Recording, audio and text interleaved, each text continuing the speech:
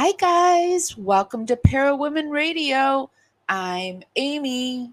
Tonight on the Highly Strange Days podcast, we are thrilled to welcome Amber from Into the Weeds podcast.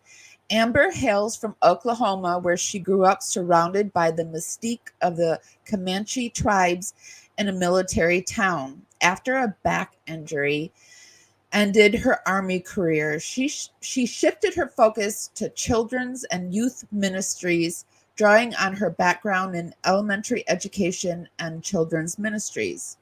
But let me tell you, Amber's life has been anything but ordinary. Raised in a household where wizardry was practiced, she has been exposed to some truly strange occurrences. Following her father's tragic unaliving at his own hands in her own home and found by her son, her family has been plagued by inexplicable events, vivid dreams, eerie encounters, and facing a mysterious figure in a hotel room before her father's funeral are just the beginning. And when she moved to Missouri, the paranormal activity escalated with physical pushes and objects disappearing from her back deck at night. These unsettling experiences have truly shaped Amber's reality. Join us as we delve into Amber's fascinating story on the Highly Strange Days podcast. And as an added bonus, we have Amber's daughter, Alora Danning. Just kidding, but her name is Alora. Joining us. I had to. Get ready for a wild paranormal joyride on the Highly Strange Days podcast on the Parawomen Radio Network. While we wait for all our friends to roll in, I'm going to roll some credits. Special shout out to my replay crew. We're going to the haunted Midwest, y'all.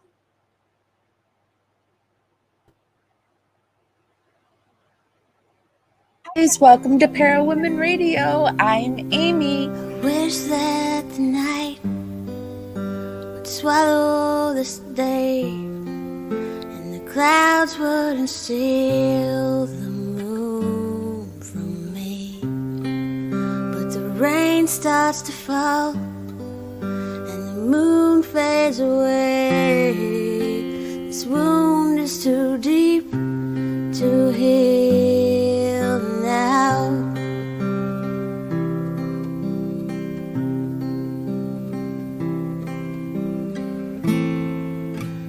Where is the moon hanging low amidst that wonderful orange glow, smiling at me straight through the rain?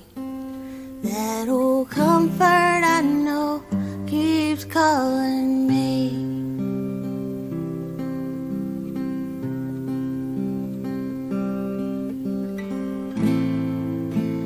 There is the moon hanging low.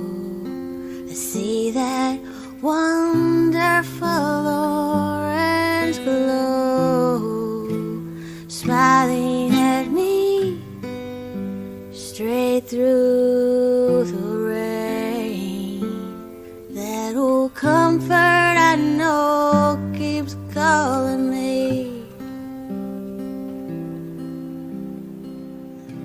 Happy Sunday, everyone. How's everyone doing today?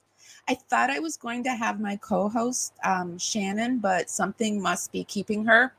So we're just going to go ahead and do the show. I know I have the ladies in the wings, so I'm going to go ahead and just before I call them on, if we could just start that algorithm dance party that you know I like to do. Just start warming up your fingers and dancing them up to the hearts and thumbs up button. Helps us dance out into the algorithm party out there. Bring some more interesting folks back to the party. It's just a free way to help me out, and it's really, really appreciated. Today, we're coming to you on Facebook. Hi, Facebook. And I think I see somebody over on Facebook.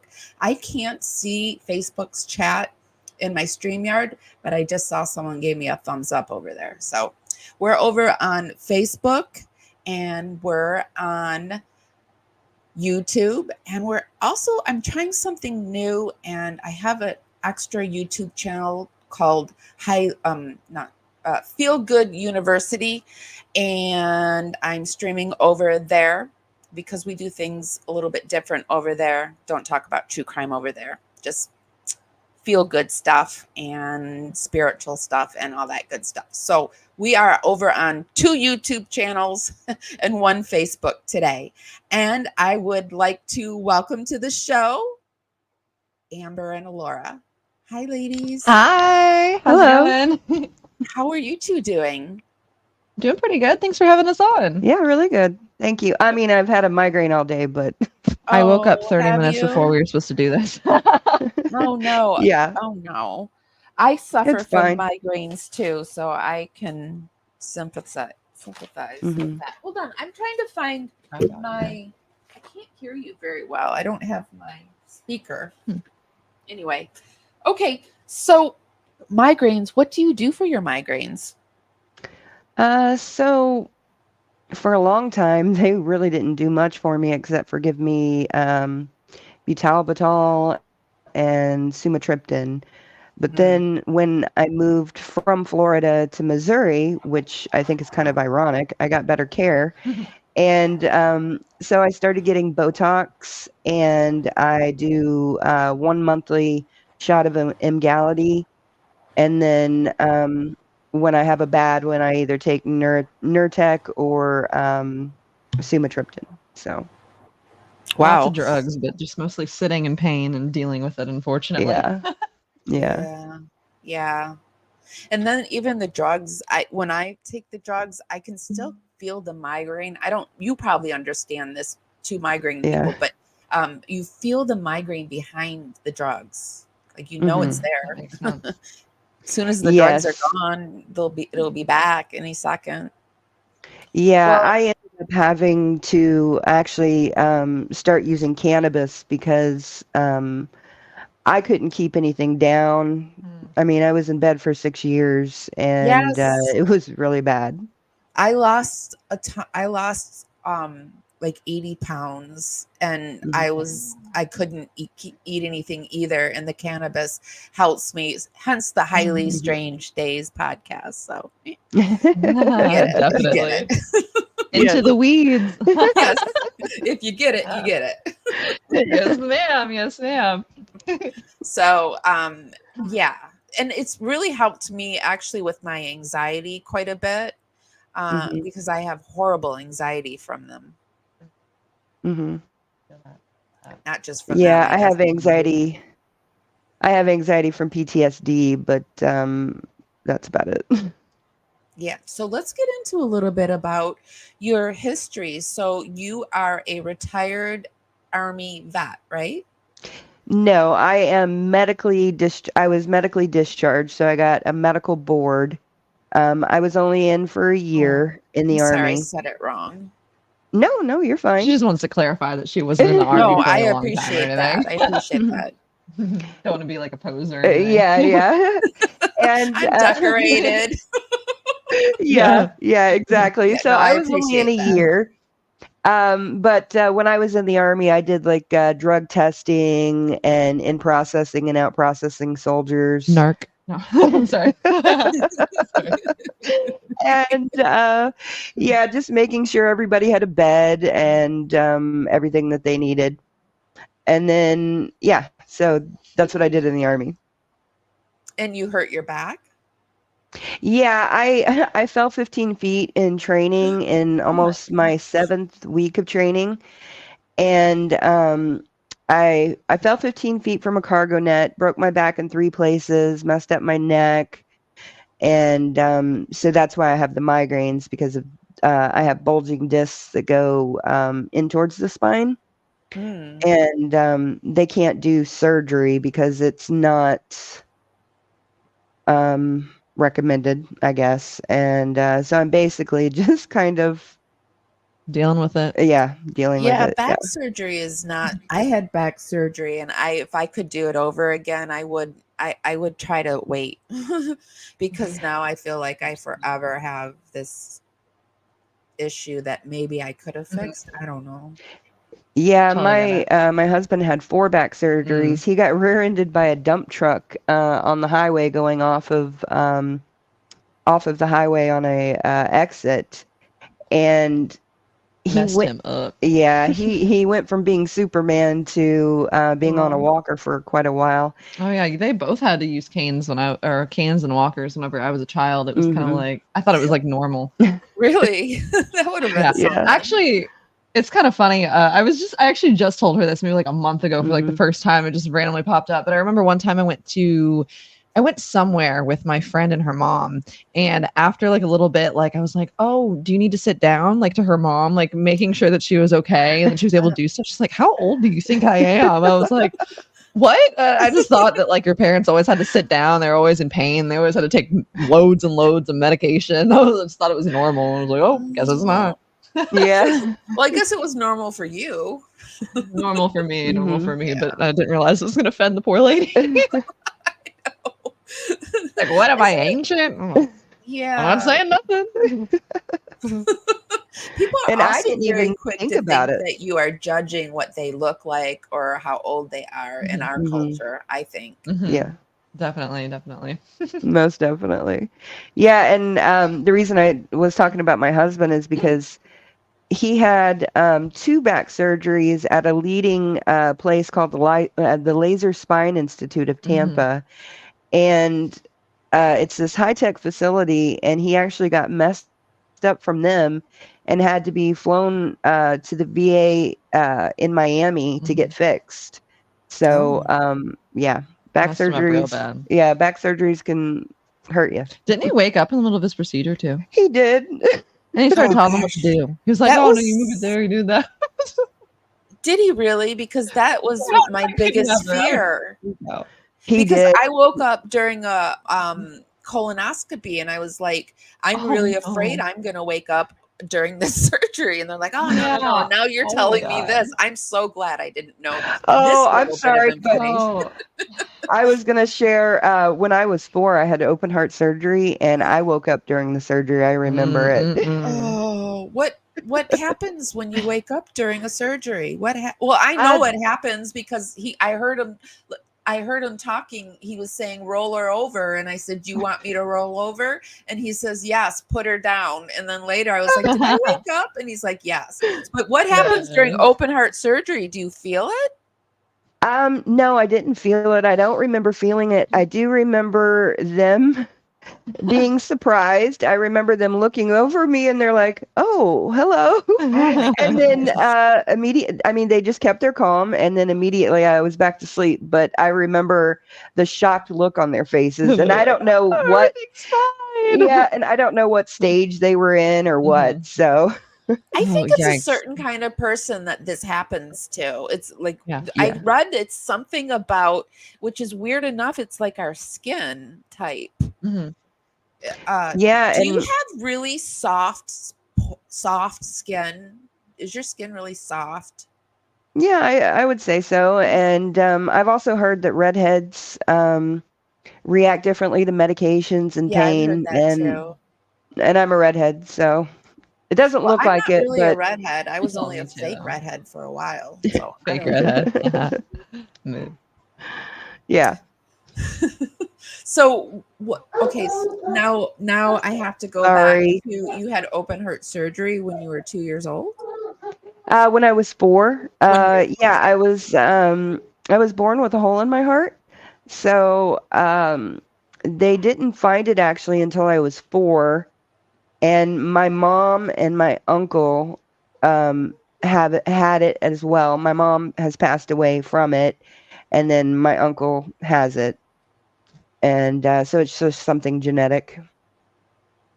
Do you think that because it seems like the paranormal stuff is genetic too? Do you think that any of this heart stuff has to do with the paranormal stuff?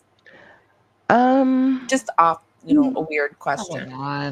Probably No, not. because so. yeah, no, because it's like I said, genetic. But I would definitely say that I am a medical anomaly. She definitely is. And even my doctor the other day was like, "Wow, you know, you should probably be studied." No, seriously, I'm surprised they haven't studied you or done something. I Or know. done, or even like done like one of like the crazy like trials. Like I don't know what I can even say on YouTube, but the K trials that they do and stuff. Oh You know what yeah. I'm saying? If anyone knows what I'm K saying, like a little trials? special Oh, K. I don't, the ultra. yeah, Yeah. yeah. But I was just gonna say, not that she necessarily, needs to do. I was just saying, like, I'm just surprised they haven't like tried to recruit her for, that sort of Have there thing. been any Since men the in VA black does it that all the have pulled time. up? No, not yet. But I definitely see a lot of weird things over my house in the sky. Yes, ma'am. Oh, Laura, It's been a minute. have you had experienced that strange stuff as well? Oh, absolutely, definitely, just as much Absolutely. as her. Yeah, Yeah. it's kind of crazy. We even have a couple things that kind of like go together a little bit. So What's the earliest thing that you remember that happened to her that you were aware of? happened to my mom or happened to me? No, it happened to your mom. Well, honestly, we didn't really think about or talk about the paranormal until after my grandpa passed away. Mhm. And then after that, I'd say like I had my own experience with that. I'll talk about it when it's relevant, but yeah, I had my own experience with that whole thing, unfortunately. So it And wasn't anything with you growing up and that you witnessed that she was having. It just all happened when no, the dad died. Wow. although I will say there is one thing, I don't know if it's necessarily paranormal, but it kind of like bleeds into the conversation at large. I don't remember if this is something you spoke about whenever you did your I didn't. podcast a while ago, but she had a dream. We have dreams. Do you know what I'm talking about? Anyway, she had a dream when I was a kid, and it was the Bible verse dream. Oh, yeah, And yeah. I'm not even really. I like to throw that out here. I'm kind of like spiritual. I have an appreciation for Christianity. I grew up Christian, but her beliefs are her beliefs, and I'm kind of in between, trying to figure out what I believe. Mhm. That being said, I still think this is very interesting. So, but you might remember it a little bit better since it was actually your dream. Yeah. You were little, and I was pregnant with Charles, Mhm. and so you would have been about 4. And Charles is your brother? Yeah. Mhm. Okay. Brother, husband, grandfather, great A lot grandfather, of uncle. Charleses. So he's been coming over and over again. Yeah. So go Go ahead. ahead. Sorry. Go ahead. Oh, so I was just gonna say, so I was pregnant with my son, and I'm not like a zealot type person that No, she's fine. Yeah, she's good. weird things don't happen to me spiritually, and stuff like that. Well, I mean, some things have happened now, but I'm not like a She's not zealot. claiming to be like a prophet or Yeah, anything nothing like that. nothing like that. Yeah, But it's no. still weird. Still weird. Yeah, no. So yeah, I was sleeping, and in my dream, I kept being told to look up Joel 2:28, I believe it is. And throughout the whole dream, I was just running around trying to find a Bible to look up this verse, and I just kept being told that it was really, really important.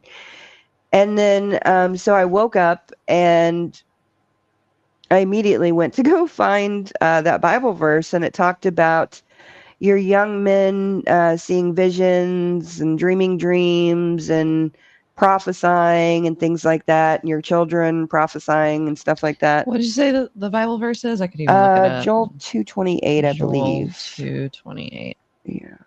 Yeah. But the reason why that's relevant is I've had dreams my entire life. Oh. Pretty much anyone that has ever passed away. And again, I'm not trying to like act like I'm some psychic or anything. I don't Just weird coincidences, maybe. I don't think anyone But- thinks that you guys are zealots or that you think you're experts or anything like that. So we can just lay that all aside. We just want to clarify so we don't sound like we're making any kind of bold claims. I know we some are. things have happened lately that you know you have to feel like you have to clarify, but it's all good here. Yeah. Because people can't. I'm not saying that your audience can't, but we've realized, especially within the last few weeks with all the stuff that's gone on, is a lot of people can't read between the lines. You have to be very literal. I get it. Okay, Very literal. It's good. But just for context, I just looked up the Bible verse, and this is what it is.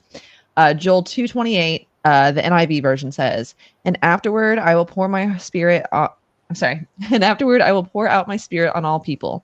Your sons and daughters will prophesy, your old men will dream dreams, your young men will see visions. So, we've had a lot of dreams. We've had a lot of dreams. And so we just thought, wow, that being the first dream to kick it all off. And then, the stuff with our grandpa and, other things that have happened. It's like, wow. So how much later was it after the dream that your grandfather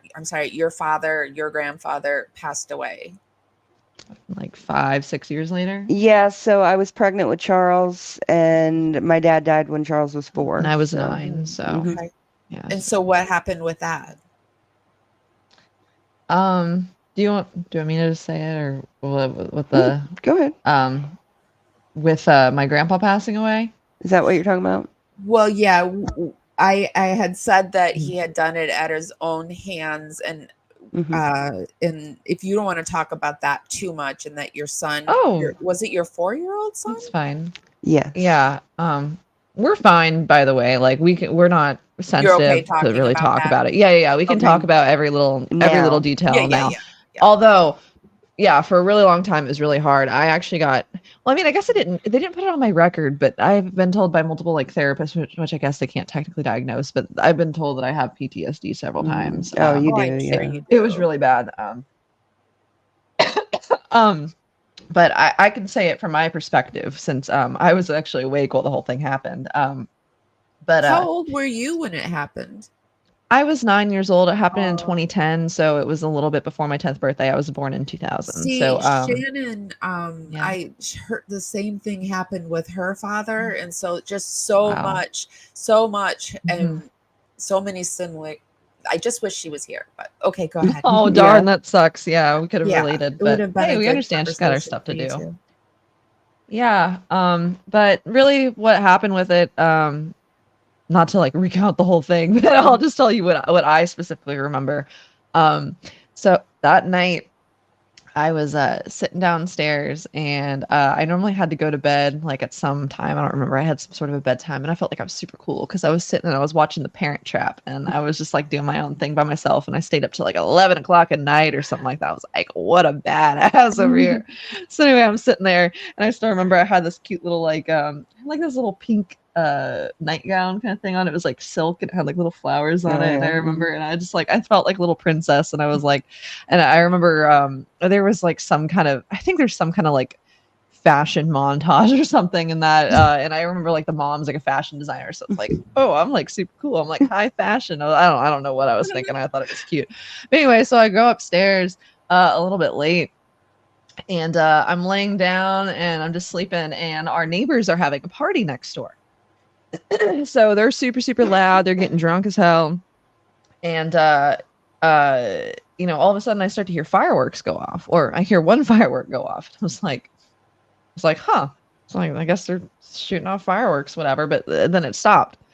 And, the next morning, my dad rushed into my room. He's like, hey, it was a Sunday morning. The next morning. So, being a Christian family, we used to never, ever, ever miss church unless we were throwing up. That was the rule. We couldn't miss church unless we were throwing up. We ended up missing church that morning.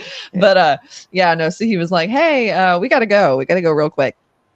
And I kept trying to, he took us down the stairs, and he would not let me go back up the stairs. I was like, well, I got this and I got that. I want to do this. He's like, no, you're sitting down on that freaking couch. I guess he didn't curse back then, but he's like, you're going to sit down on that couch, and you're not moving a muscle. And I was like, okay. And so my little brother, I mean, like, you couldn't really even tell that anything was wrong, really. I mean, he was just kind of acting normal, which, like, I'm so thankful for.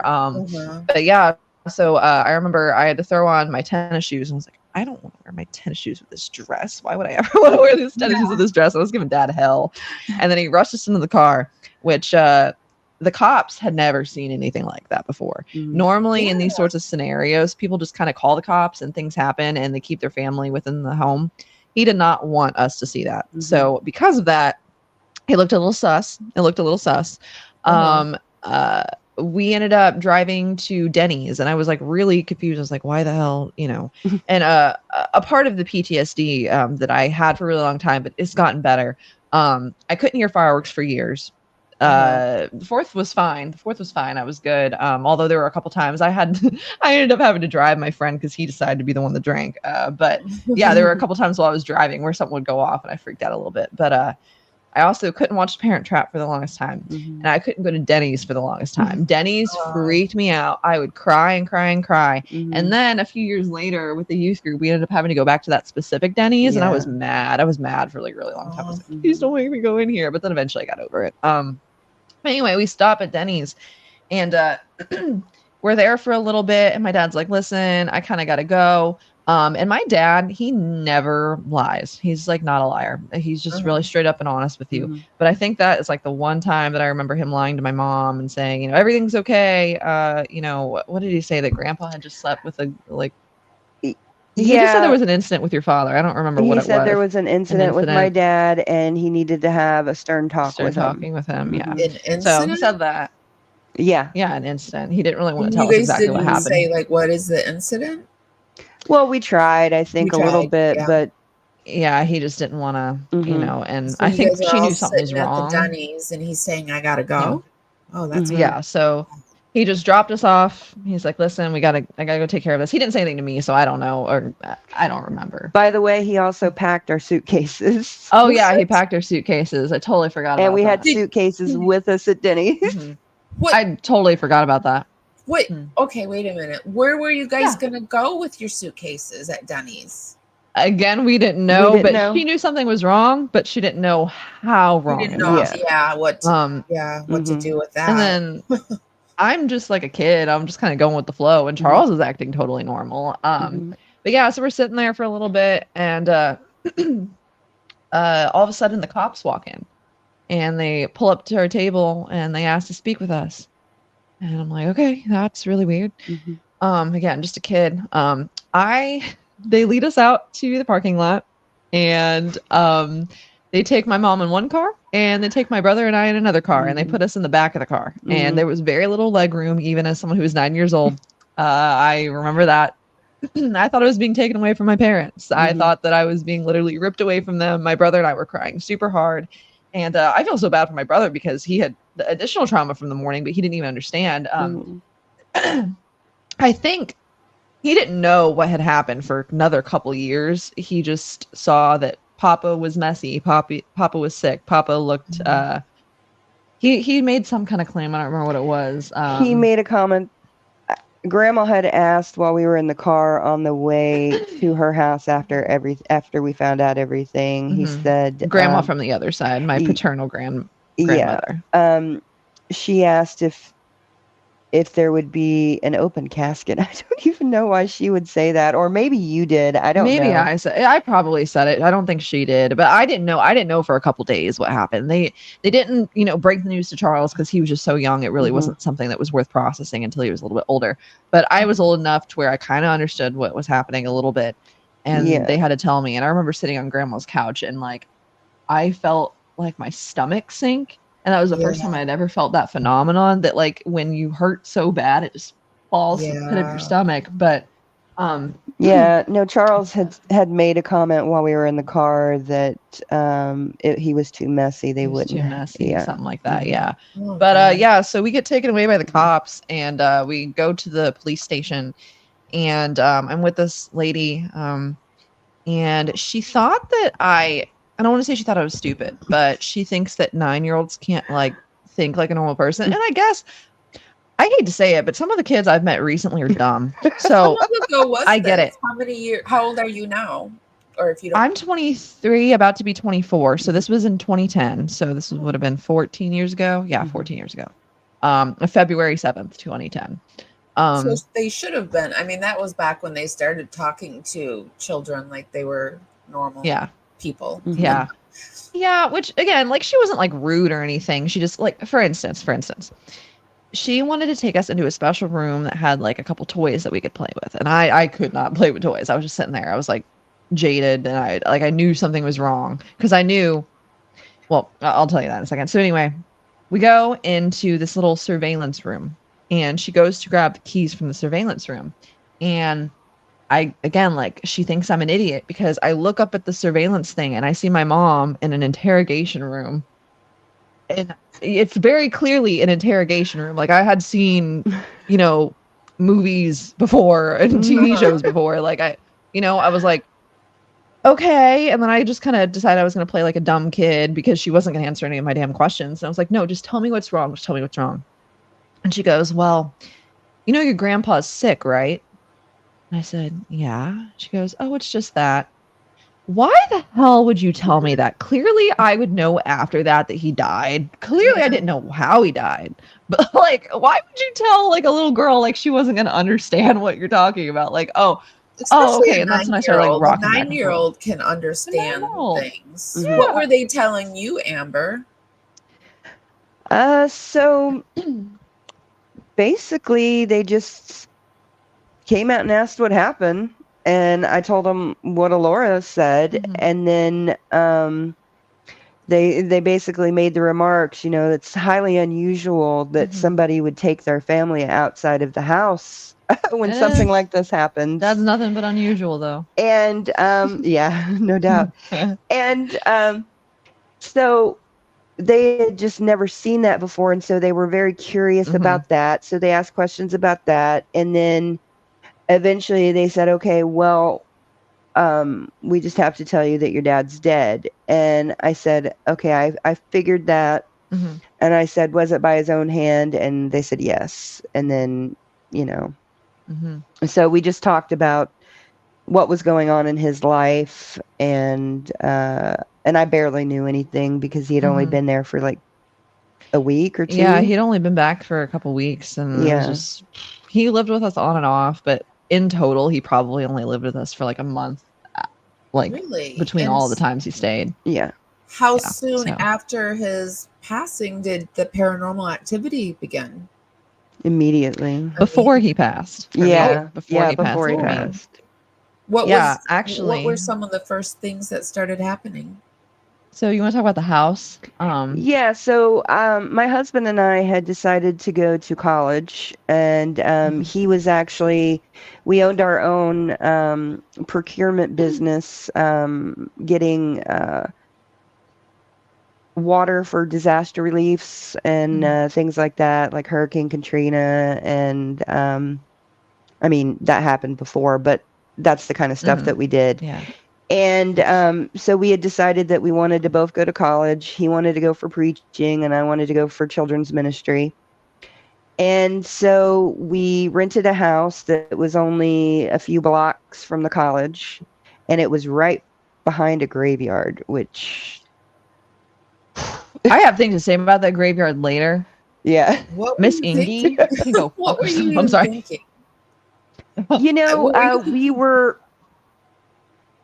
It was, I mean, there was one street between us and the graveyard. It wasn't like in the direct background. Yeah. So, Whoops. We needed a place. Yeah, of course. so sorry, I hit a button and I heard myself. Go ahead. You're good. No, so we needed a place to rent, and it was in the Orlando area, so in Kissimmee. And it's a pretty poppin' place. Was in Florida. I was. Oh yeah, we're from Oklahoma, Florida, or I'm from Missouri. No, it was it actually, Orlando area. Yeah, it happened in Kissimmee, Florida. So which is the town that Disney's actually in. It's not in Orlando, for the record. We always like to throw that out there. Yeah, I'm actually in Florida myself. Oh, really? By way of Michigan.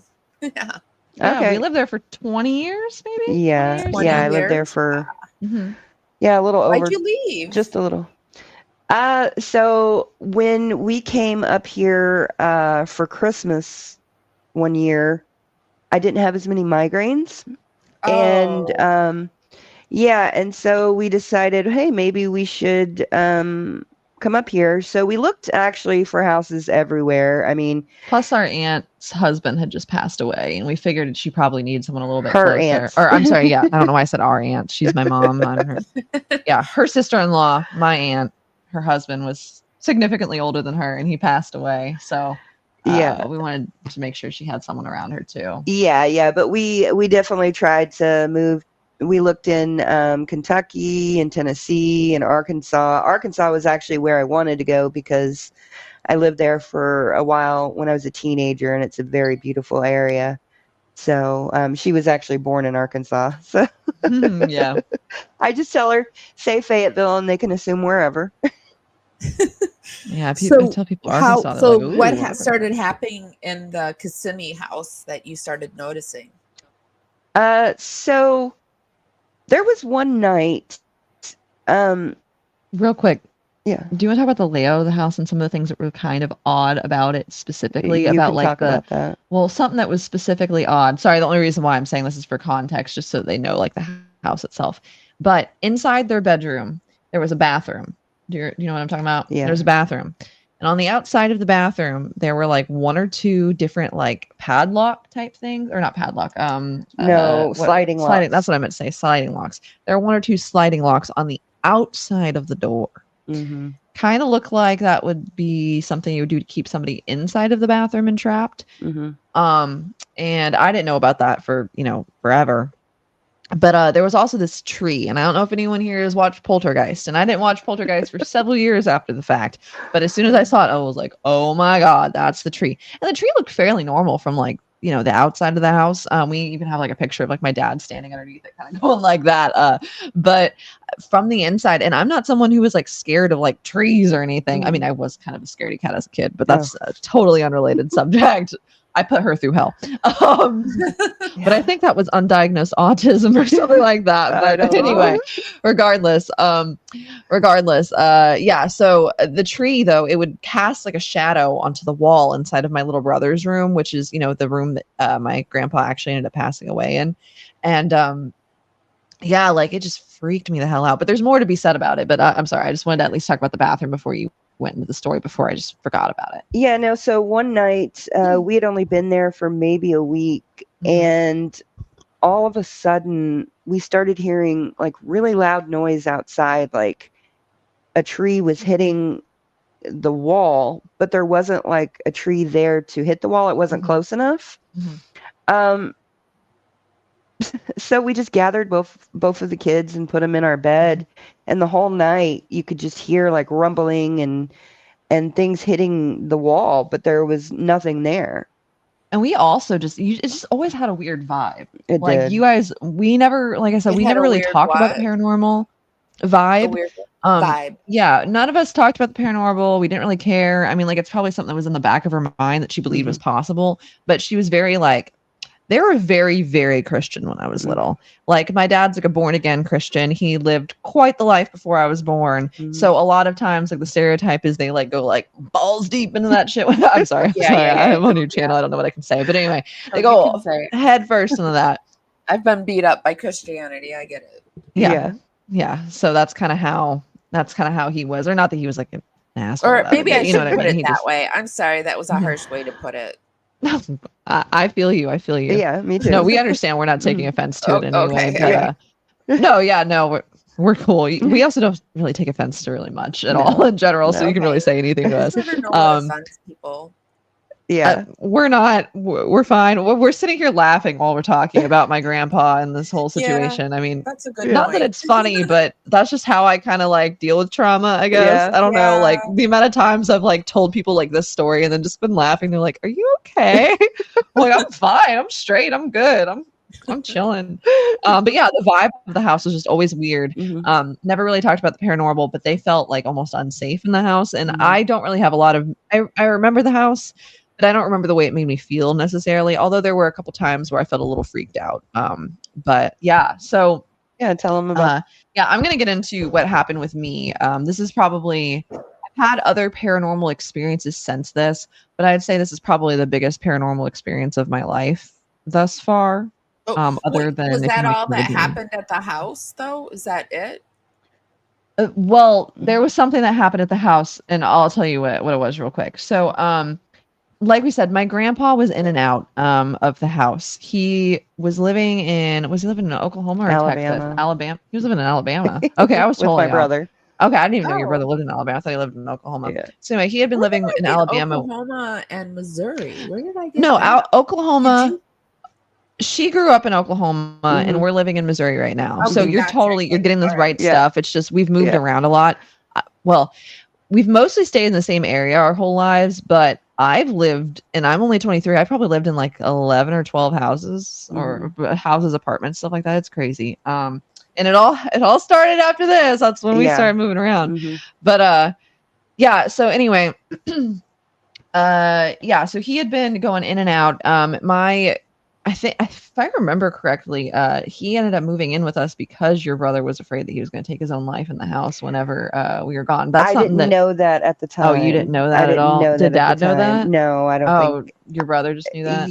Yeah, I think he was Yeah. just concerned. Because I remember him saying it very clearly before he passed away. Because unfortunately, her brother passed away 3 years and 1 day later, Yeah, and they had the same name. and they had the same name. Mhm. It was very weird, and I predicted that he was going to die on the same day, and he died like a couple hours later, like literally like at night. So like it might have even been like really close to the same day. But anyway, Mhm. but yeah, so he had been, you know, back and forth doing kind of his own thing, and so he had only been there for a little bit, but my brother and him had a bunk bed. My brother slept on the top bunk and he slept on the bottom bunk. Sometimes if I was kind of scared or whatever, I would go in and I would just lay on the bottom bunk. So growing up in Florida, and as someone who lives in Florida, you probably know thunderstorms are all the time. They're crazy. Hurricanes, the whole 9 yards. So I was totally I was totally used to it though. Like because I lived in Florida, I wasn't scared of thunderstorms. It was just like a normal thing. I actually kind of liked thunderstorms. But for some weird reason, this one night I got up in the middle of the night and I had this feeling like I needed to go check on my little brother because of the thunderstorm, which again, super weird because I didn't have an issue with it. Was scared of everything, but not thunderstorms for some reason. But anyway, so I walk in there and I can see the tree on the wall and it's like going, you know, crazy. Like the shadow of the tree is like the really scary one. And like I said, it freaked me the hell out for like no reason. But anyway, so I'm looking at it. And then I look on the bottom bunk of the bed. My little brother's asleep on the top bunk. There's a flash of lightning. And when the lightning flashes, I see a shadowy figure on the bed, laying down, smiling back at me. Oh, I just got cold chills. Oh, I'm sorry. I'm sorry. Yeah, so I saw a shadowy figure and normally, like I said before, I'm a total scaredy cat. Can I ask you? Can I ask you yes. the shadowy figure? Like, did he have a hat, or was he just like what was a shadowy figure? Was it like a man? I remember. All I remember is it was just kind of like. Was it like kind of like just? Let me show you, because this has been a very popular figure that's been. Is it the Hat Man, the Benadryl Hat Man, or something? Yeah, the Hat Man that's been around doing his rounds. This guy. Oh yeah. So I don't remember. I'm not going to say it wasn't him. I'm not going to say it wasn't him, but I'm also not going to add any details but there's also that I don't know for sure. Kind of, like there's he hangs out in all different kind of. I would say in the fact that yes, you see a shadow there. I don't remember a hat, so I'm not going to say anything about the hat. But yes, it was kind of like a shadow like that. But when he smiled, it was like not yellow. It was white. So I just saw a white smile, and then as I saw the white smile, I saw that there was like a shadow almost in the form of a body.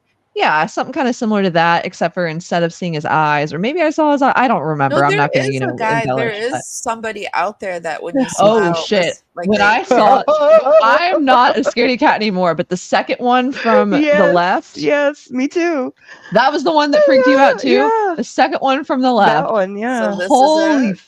Yeah. I mean, I don't know if I want to say that's necessarily, again, like I'm not going to tell you it was one thing or another. I remember was that when I saw that creepiness. Okay, gotcha. Oh yes. And when I have not had a physical reaction like that in years. I did too. I've not had a physical reaction to something scaring me in years, but when you popped that out, that scared me. And it was that one that scared me, none of the other stuff. Yeah. but yeah, so it was just like just a shadow. Yeah, again, like I don't remember 100% perfectly. Not going to embellish and accidentally say something wrong, but yes, it was just a dark figure, very similar to that. So yes, to anyone at home who's watching, that would be a good frame of reference, though. Yeah. Whether it was exact or not, that'd be the closest thing I think we could probably get to it. Oh, that's going to haunt me in my nightmares tonight. Okay, so anyway, no, you're fine. You're good. We're straight. We're chilling. No, you're good. What It's happened? a good thing You to get a visual found, reference. He smiled, and then what happened? He smiled. Right, he smiled, and like I said, I was a very scared child. I would not hesitate to go into my mom and dad's room. Would not hesitate, but for some reason, I just felt I need to go back to my room, lay down, and pretend I never saw anything ever again. And I didn't bring that up to her until after he'd already passed away. Yeah. I don't think I ever mentioned it, which I tell my parents everything. I still tell them everything. TMI. I mean, I have ruined their lives with some of the information I've given them, unfortunately, and I regret it deeply now that I'm in a better headspace. But holy moly, I give them way too much information. But anyway, yeah, so I just decided for some reason, I was like, I'm going to go to bed and I'm going to just keep this to myself. And that's very out of character. Very out of character. So I don't know how that happened. It's not out of character for children, though, that are witnessing this type of thing. So it's not out of character for children per se. But for me, I went through weird stuff, and I had traumatic events before this that have nothing to do with this, completely, unrelated to the paranormal. I had very, very traumatic events as a child. And I was completely honest about it. The paranormal, because the paranormal I think so too. Off of the trauma. Yeah. Mm-hmm. And I didn't feel traumatized at that point, by the way. Like the trauma that I had been through, I dealt with well. Mm-hmm. But that being said, I had been through a lot of stuff, and it didn't really change the way that I acted. I always told my parents about everything, So he was scared to death of E.T. E.T.? Yes. Girl, you don't even understand how bad this was. I would make my mom blindfold me while we walked through Blockbuster just because I was afraid I would accidentally see ET. It was bad. Like, I had issues, man. Yeah. I had issues. It was really bad. It's embarrassing. You can laugh. It's fine. You can laugh. No. I was afraid. I always tried to sleep with my mom at night because I've always been afraid of the dark, and so I get that kind of feeling. I know what you're talking about. Yeah, I slept with them for the first couple of years of my life until they're like, "We need our own space. Go away." They literally had to force me out, lock the door. Yeah, my mom did do it. She actually would lock the door, and it's just I have trauma from that. Oh yeah. Well, she did it after years and years. She did that to me. And No. At the point I needed it. I was only 5 or 6 when she was doing it. So. Oh. Yeah. And forced to sleep in a basement for the first time in my life. And I was terrified. No. And then my sister said, she goes, Amy, last night I saw an old lady rocking in that rocking chair. And it was over for me. Overdone. I was never in that basement alone again. No. Oh my God. Oh, I'm sorry that happened. I still feel awful about I never again would I sleep in a basement. Oh, we're in our basement right now. We're in our basement right now. You're not sleeping in it, thankfully. No. Although I was promised the entire basement when I moved up here because I moved after they did. I was promised an entire basement. I don't have a basement. No, it's fine. I'm cool with my room. Okay, so you saw this weird man. What else went down? That's all that I saw in that house. Personally. But it does kind of connect to a story, potentially connects to a story that my mom might want to share, that happened after he passed away. We had the ashes, and they stayed, I'm not telling your story by the way, but we had ashes, and he was going through a divorce, or he was at least separated, and maybe they hadn't filed the paperwork for the divorce.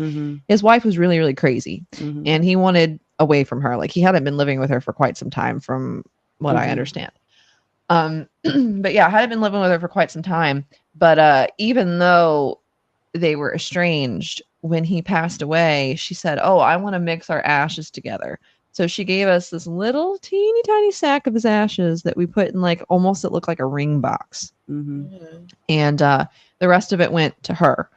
And so we had this little sack of ashes in So we had it at the college, right? Because we had to move after this happened. We had nowhere to go. So they were in college. I got to live on a college campus for a few months as like a 9-year-old because we had nowhere else to go and we had to get out of the gonna house. live in that house. We were going to live in the house. And I have friends as a 9-year-old Yeah. on a college campus. Oh yeah, it was good. And it was a very family friendly college campus. Mhm.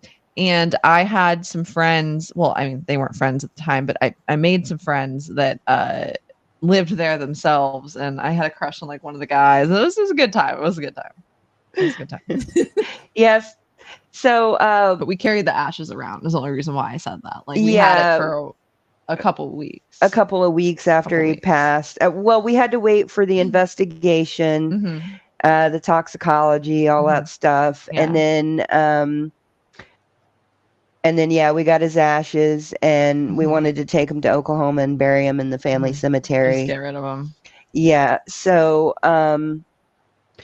yeah, we had the ashes on the on top of the refrigerator at the college, and that's when we really started. When stuff started happening, so all of us were having dreams of my dad chasing us. Oh, even real quick, sorry not to interrupt, but our cousin, who is my paternal cousin, he's not related to my mother Your biologically. cousin. Yeah. Oh, paternal means my father's. Yeah. Anyway, You said our cousin. Oh, I did say our cousin. Anyway, my cousin, her nephew, but my dad's biological nephew, so not even on her side. He went in with my other grandpa from the other side, and they helped clean some of the stuff out of the room. And which that's something real quick that nobody tells you about taking your own life. They don't send out a cleanup crew. You either have to pay for it, like thousands upon thousands of dollars, or you have to clean it up yourself. My grandpa had what did he have? He had blood disease. Alpha-1 antitrypsin. No. He had hepatitis. He had hepatitis from the army. He had hepatitis, and my father and my grandfather had to go in there and clean all of that up. My little brother lost all of his toys. You know, they don't talk about that for the record. But there's a reason why I brought that up. What was I just saying? Oh yeah, they went in about that. But wasn't there a movie about it where they had the girl? Well, no, you had to clean it yourself, but she had a cleanup service for people that did what your grandfather did. Yeah, I've never seen it. I'm sure, but yeah, I was traumatized for years, so I tried to stay away from all that sort of stuff. Yeah, sunshine cleaners or something like that. I would probably look into that honestly, because now I'm unaffected and I don't mind watching that sort of thing. But yeah, one of the famous Amy's is in it. It's really good. Okay. Yeah, but no one really talks about that. But yeah, so my cousin, he was around my age. He's only 3 years older than me, so he probably would have been like 12 at the time. So he didn't go and actually clean up, everything, but he did go in when it was time to start like cleaning stuff out of the house and like move.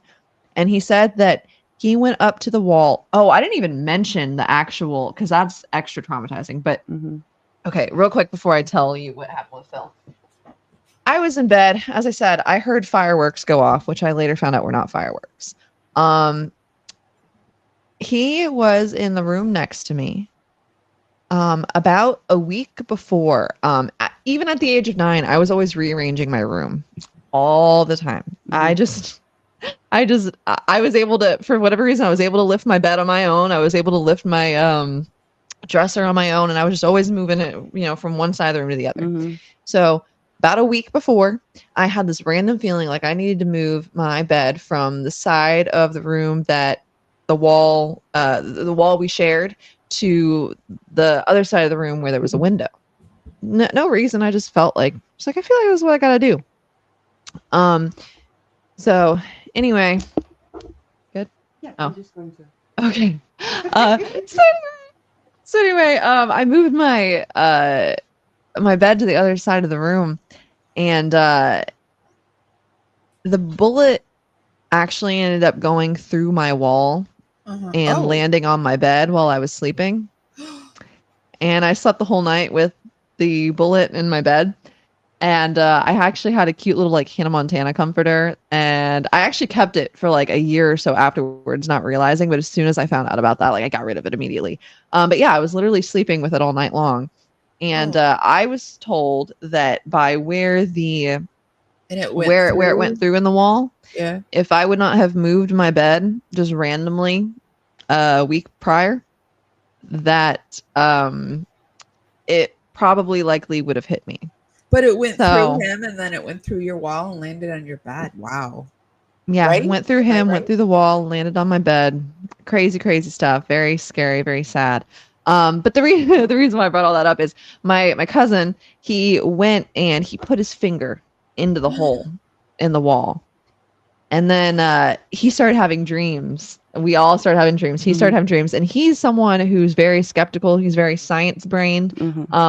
And he's only just recently, within the last like year or so, started to like consider, other possibilities for things. But he was having the dreams. My grandpa was having the dreams. My dad was having the dreams. I was having the dreams of him chasing us. Yeah, and my son too. But And something else I forgot to mention, since we're talking about dreams, is I had a dream about a week before he died that he died, and I was like really freaked out about it. And he wasn't a Christian, and I was a Christian at the time, and I still believe, but anyway, I was a Christian at the time, and it really affected me. He was actually supposed to go to church with us that morning, and he had agreed to go to church with us that morning. And I would cry and cry and cry over the idea of him not being a Christian. So I remember in this dream, I found out that he was going to die soon. And I don't think he had actually even died in the dream. We were just like, you're going to die soon. And so we sat and I prayed with him. And I was like, let's pray and pray and pray. And you'll become a Christian and it'll all be fine. And you'll go to heaven and blah, blah, blah. I had this dream just randomly. It's the first time I ever had a dream like that in my life. And then a week later, he passes away. And that ends up being a theme in my life, which we can get into later. But I'm sorry. You were talking about the dreams in general, and then you were going to go into your story. So what kind of dreams are you have is starting to happen? What you said the cousin's having dreams. What's he dreaming about? Basically, just my dad chasing everybody. My dad like being very scary and him chasing us. And something you need to know about my dad is that my dad was like a big teddy bear. He was very sweet, kind, and loving. And the man who showed up in our house, I kind of make a distinction between him and the man I grew up with. My dad was very sweet, very loving, shy, just an all-around good guy. And the man who showed up at our house didn't have the same demeanor. He didn't have the same vibe. He completely changed his appearance. He was very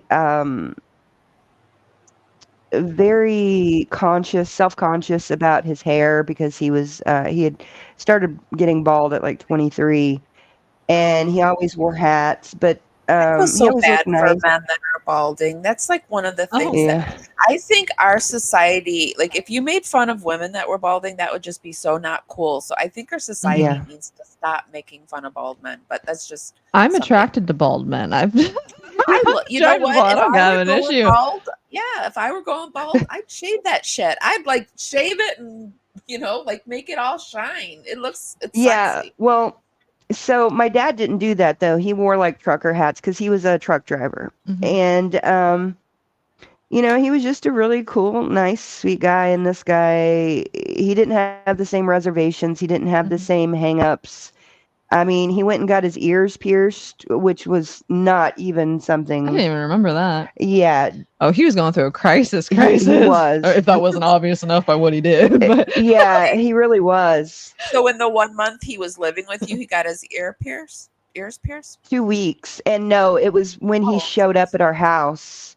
He had earrings. He had earrings. He had shaved his head. He was wearing different clothes. It was just completely different. Completely different guy. Do you know what happened to him that made him be so different? Now, he did have a lot of trauma without divulging a bunch of family stuff that doesn't really matter. But he had a really rough childhood. He had, people, do certain things to him and hurt him in certain ways. And then on top of that, he had a drug problem for a really long time. I was just going to ask that question. Was there any substance abuse? At that And- time, he was Well, out. he was an drinking. alcoholic, but we didn't know that because Yeah. at the time they were very anti-alcohol. They didn't drink until like, after he had passed away. I had never seen them drink. Not that they didn't, but I had never seen them drink ever. But he was hiding like beer, like cases and cases of beer that we found. And I remember one time the neighbors that I mentioned were partying next door. I remember one time I accused their kids of dumping Beer. trash bags full of beer cans into our backyard because I was like, my parents don't drink. Why the hell would there be trash bags full of beer cans in the backyard? And I mean like huge industrial sized trash bags full to the brim with beer. He would hide he would hide outside or hide in the garage and he would drink, and we didn't know until after he passed away. Yeah, we found a lot of stuff after he passed away, but so yeah, I mean, it was just my dad. I worked in substance abuse. I'm an ex-social worker, so I did some substance abuse and I did intake. So yeah. Yeah, it's very sad. It's tragic. Yeah.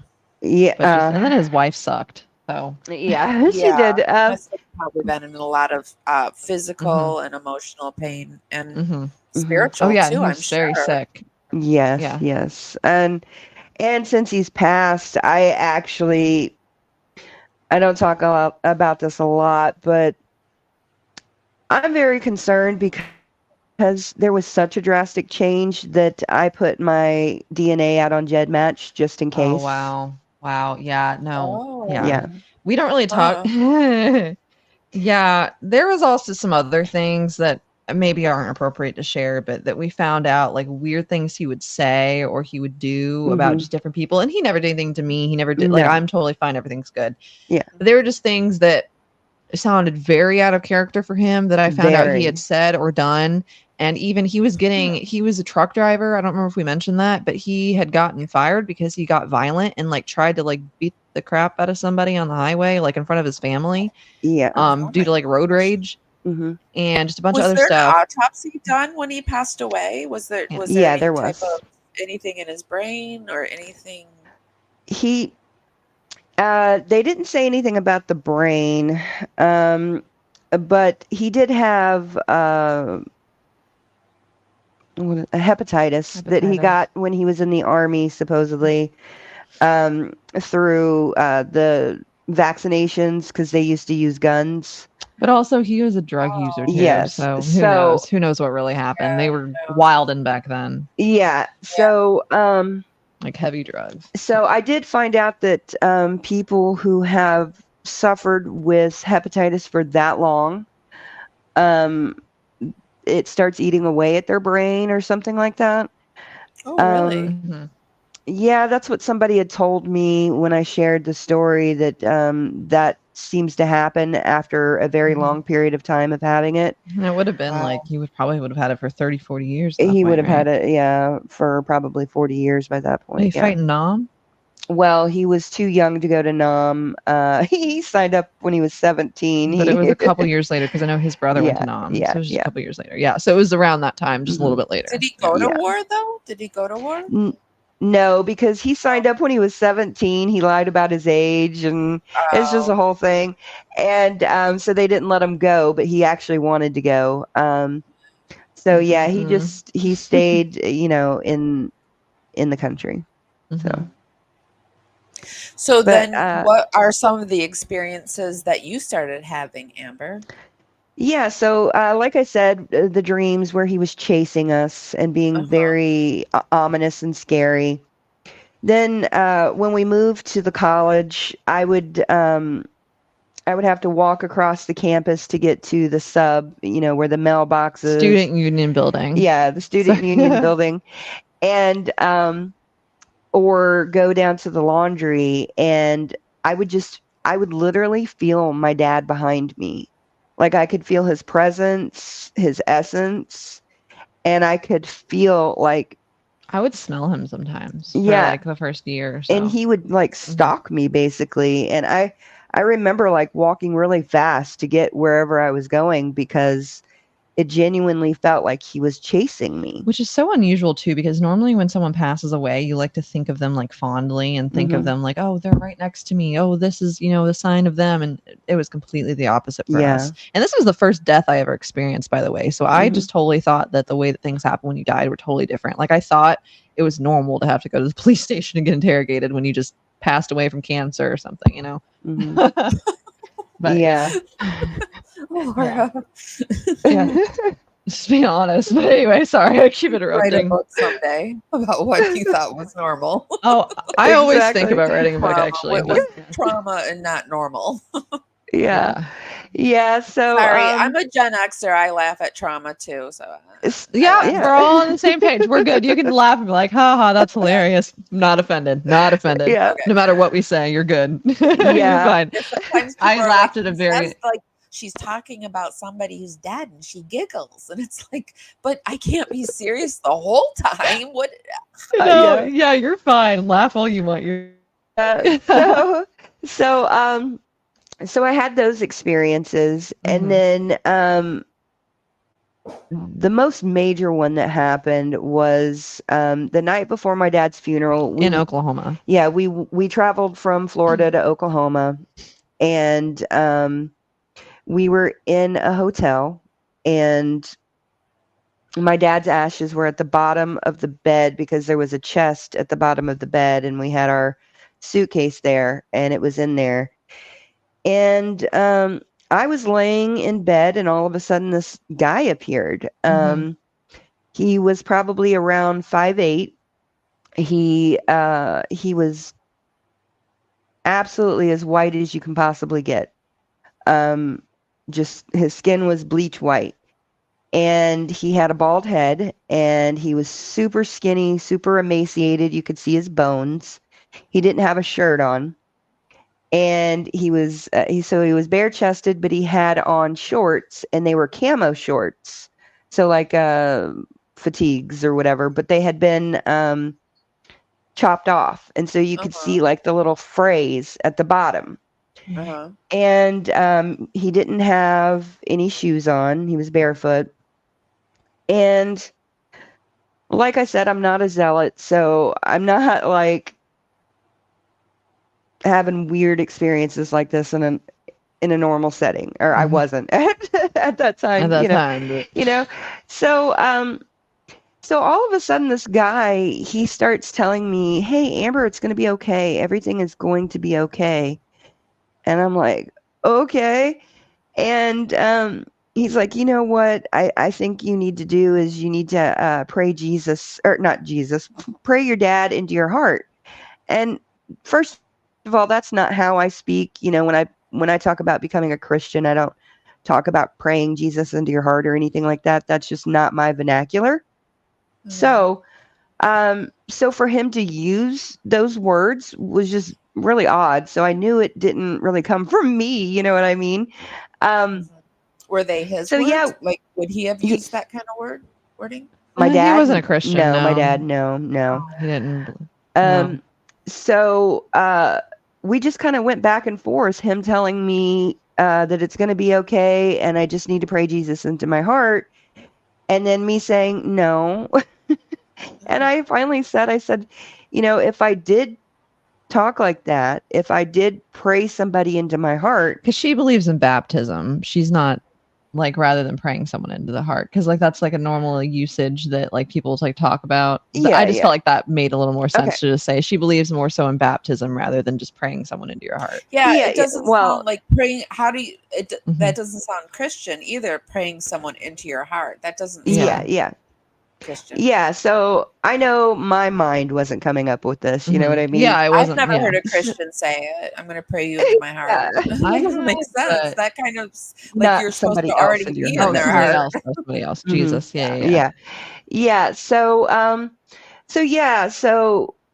we just went back and forth, and finally I said, you know, if I were to pray somebody in my heart, I would only pray Jesus into my heart.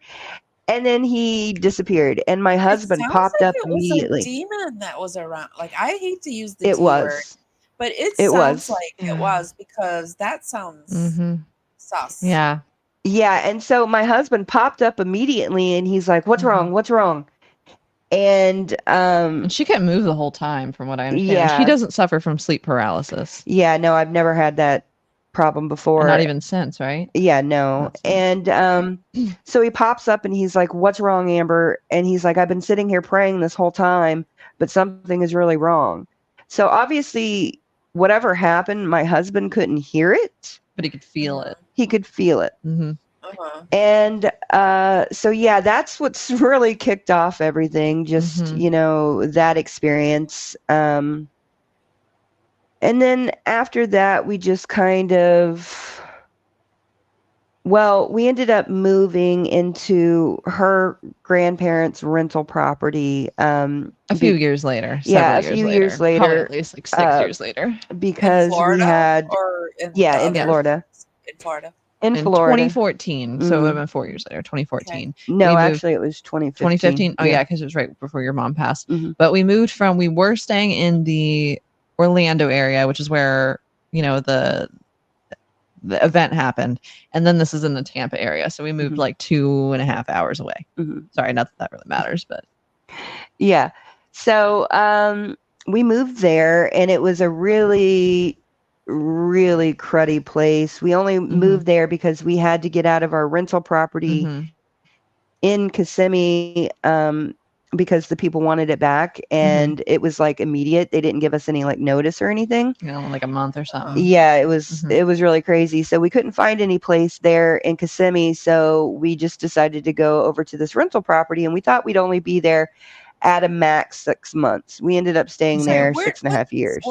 Just because I'm in Florida, what did you say? What city it was that you moved to after Kissimmee? Did you say Newport Richie? Newport Richie, yeah, Tampa Bay area. I live very near Newport Richie. Okay, go ahead. Yeah. Okay, yeah, we can have a conversation later, but yeah, we were in that area. We actually moved from the Spring Hill area to Kissimmee to go to school, and then we moved back to the Newport. But you know what we're talking about.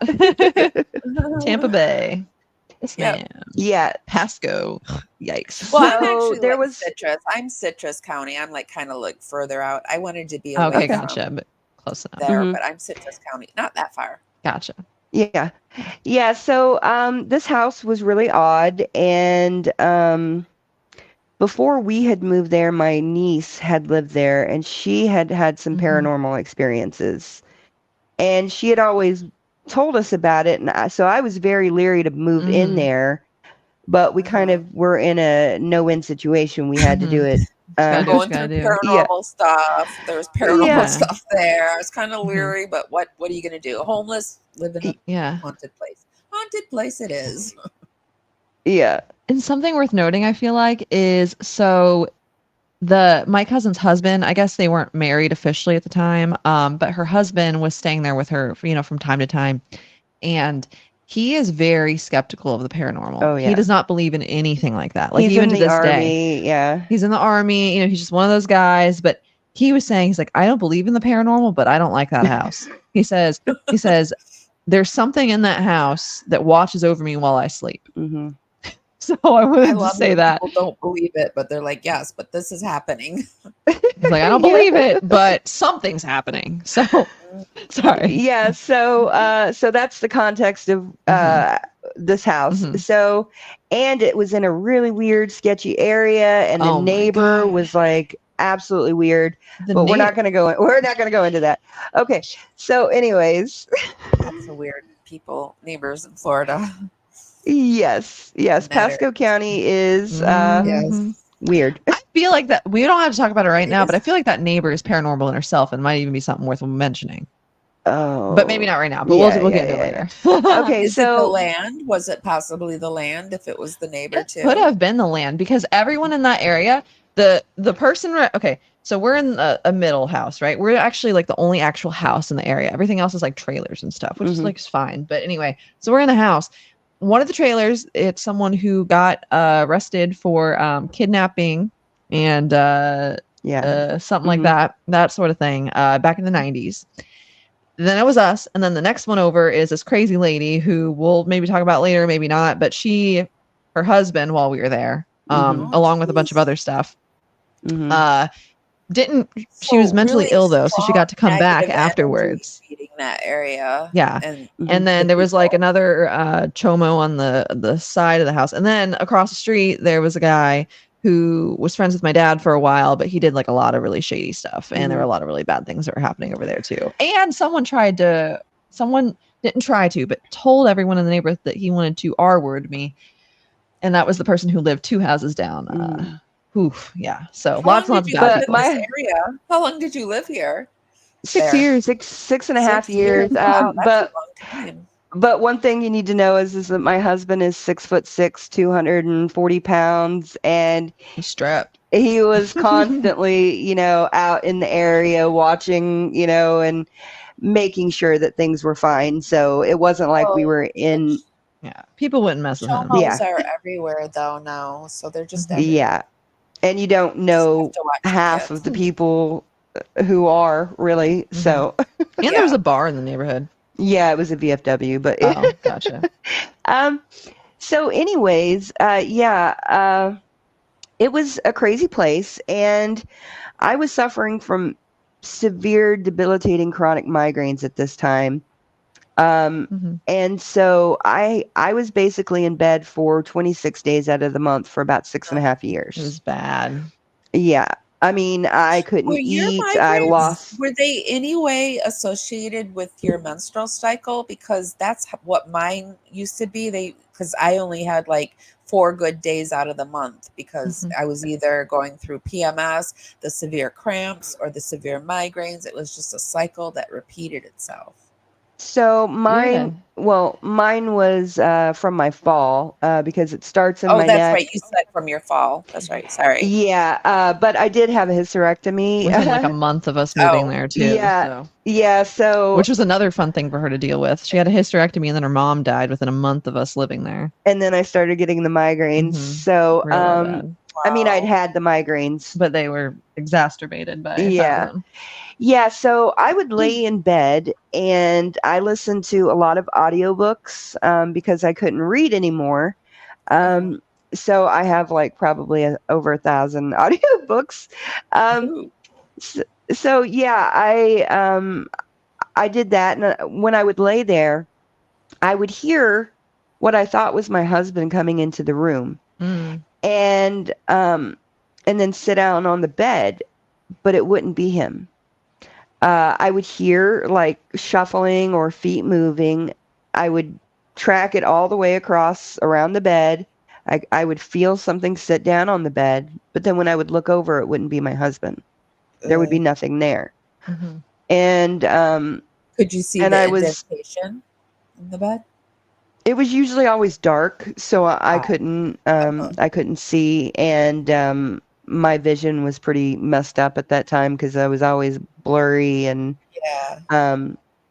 so that was happening, and then I don't know why this happened. It's the weirdest thing, but the nun from The Conjuring, they made me watch it. Yeah. I'm telling you what, after that, when I would hear that shuffling or whatever, I would literally see that nun just standing there. And I was like, okay, this has got to, I don't know if this is the migraines. I don't know what is going on, but I would see that kind of stuff. And so, yeah, that happened there. I don't remember anything other than that happening there.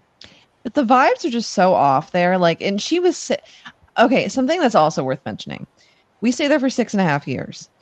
A couple, unfortunate circumstances came about, and they ended up staying with my grandma for a couple weeks, who lived in Brooksville, which is probably about like 30, 45 minutes away from where we are living. Okay.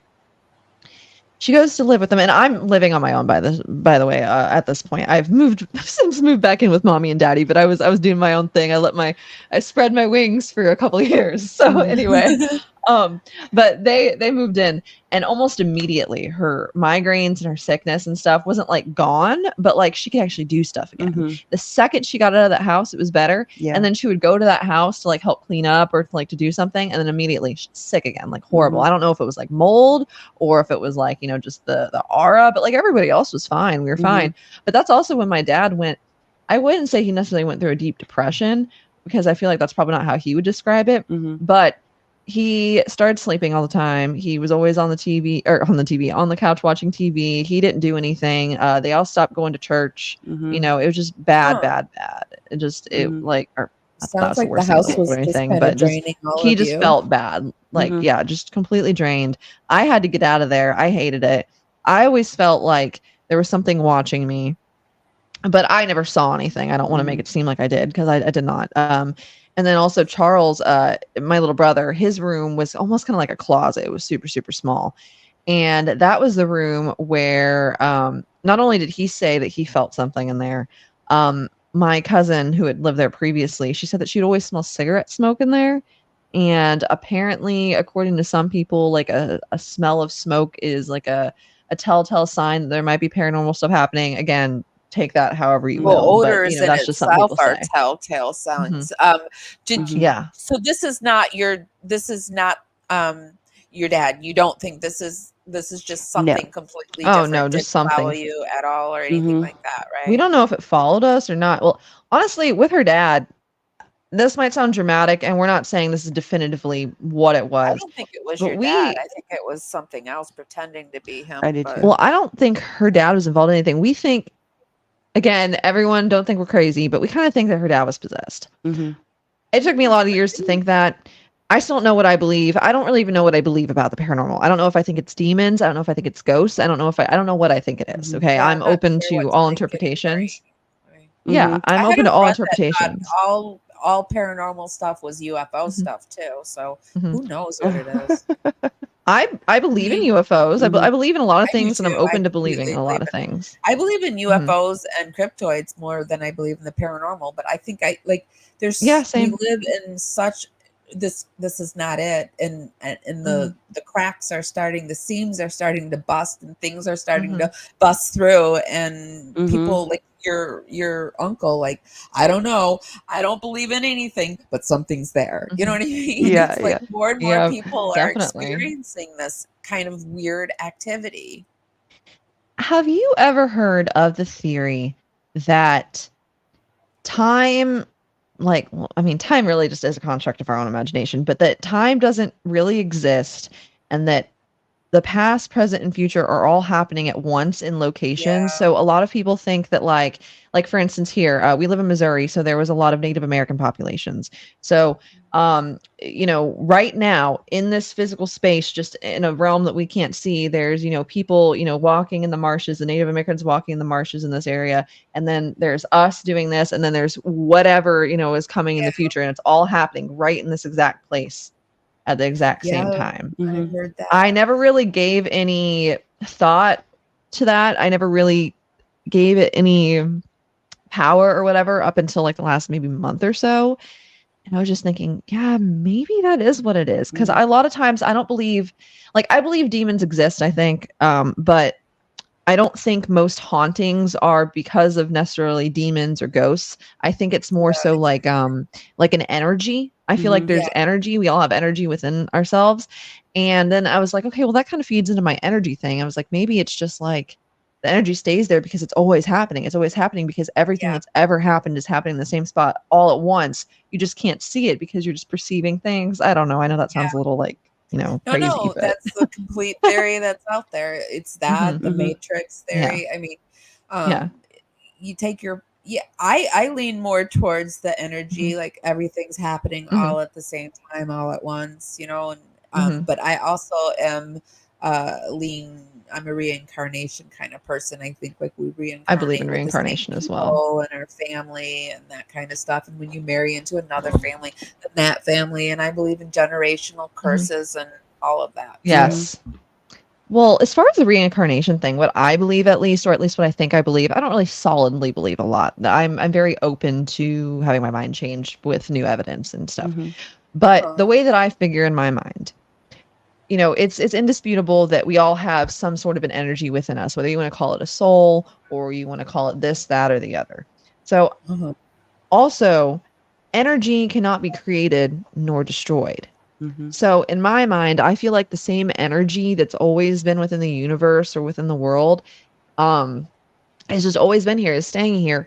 And, you know, when you pass away, the energy that's within you leaves and it goes to another person, but it's still the same energy that's always been around. So I don't know if I necessarily believe that, like, you know, oh, I was Marilyn Monroe in another life, or, you know, something like that. You know what I mean? Yeah. But maybe, Yeah. you know, and she's just an extreme example, but because a lot of people like to compare themselves to her, but, you know, maybe I wasn't Marilyn Monroe in another life, but maybe part of the energy that was inside of her recycled and came back to me, and is maybe also in her, and then, you know, a bunch of other people, something similar to that effect. And I think that's how I the whole process it. purpose. Yes, that's the whole purpose of putting good out there, because when you're putting it out there, it's recycling back into other people, Yeah. and then it's Yeah. recycling when you cross over. It's just, you know, it's recycling, and that's what it all Yeah. is. It's not new energy, but it's but what do you guys think about this?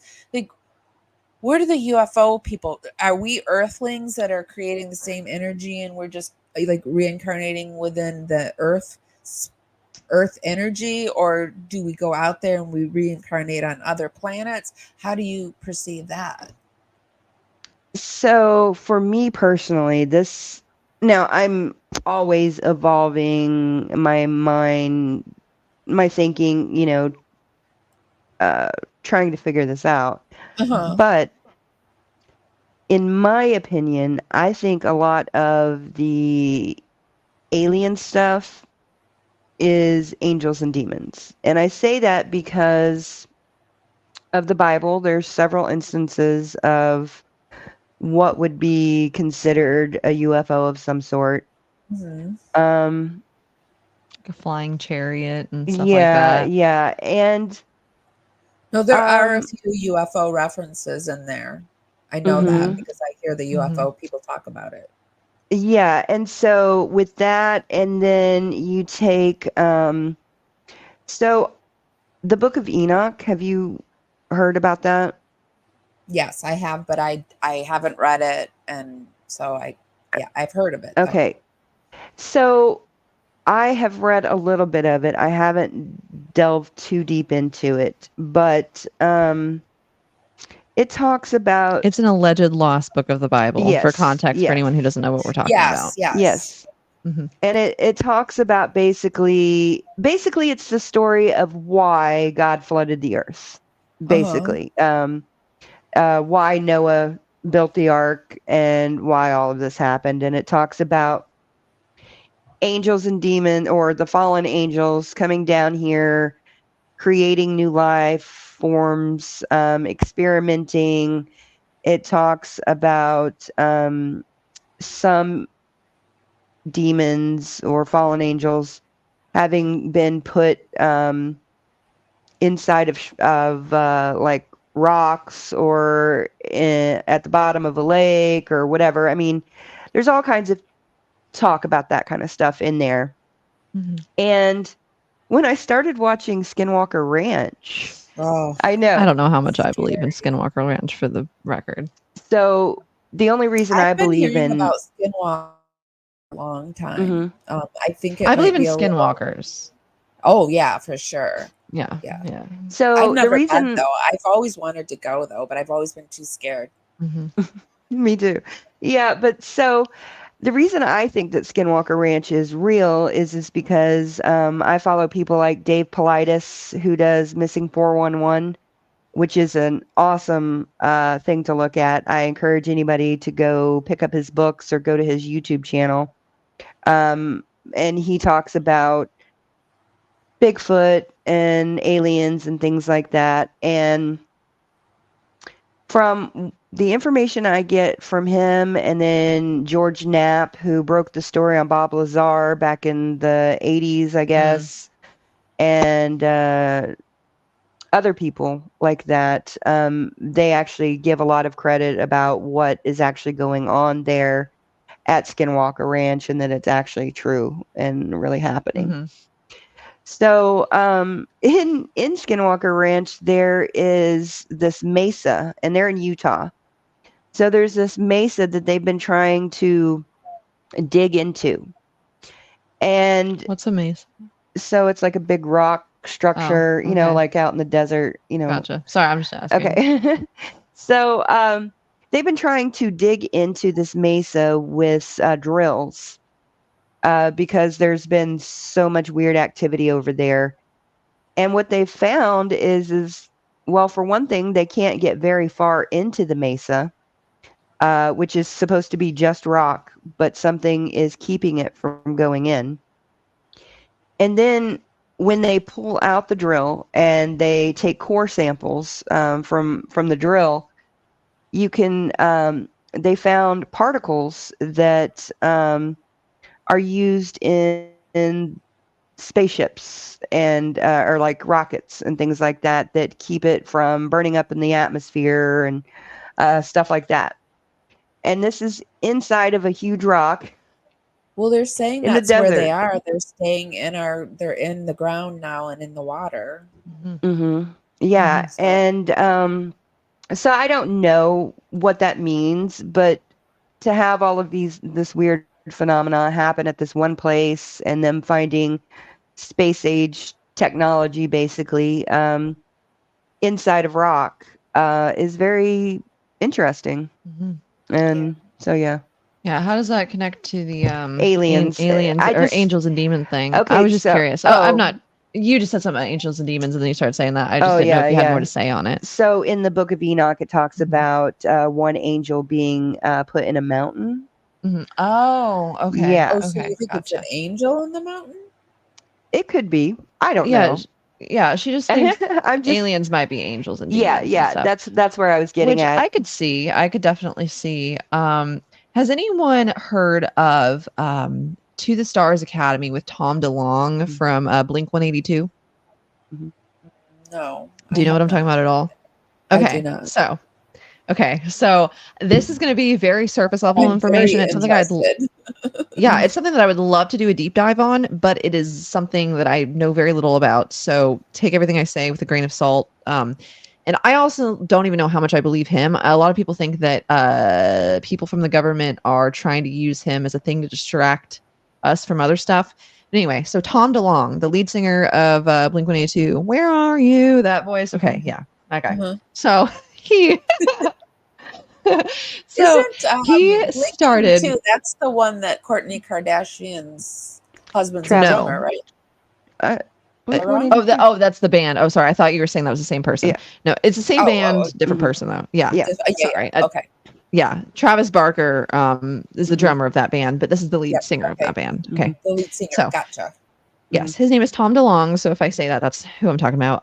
But anyway, he has, I don't know if it is an organization or a nonprofit or what it is. I don't know what it is. But he has something, it's called To the Stars Academy, and it's not like an actual academy. But basically he believes. Oh, are they in the ones angels and that are demons. going? No, sorry, I just interrupted. Never mind. I thought he was the one No, that's you're sending people fine. up into space, but that's another person. That's doing SpaceX, that. I think, Yeah, with that's Elon SpaceX, Musk. Yeah. Mhm. Yeah. Yeah. So no, this is something different, and I actually don't even know what they're doing right now. I haven't looked into it in a couple of years, and it seems like they've kind of slowed down.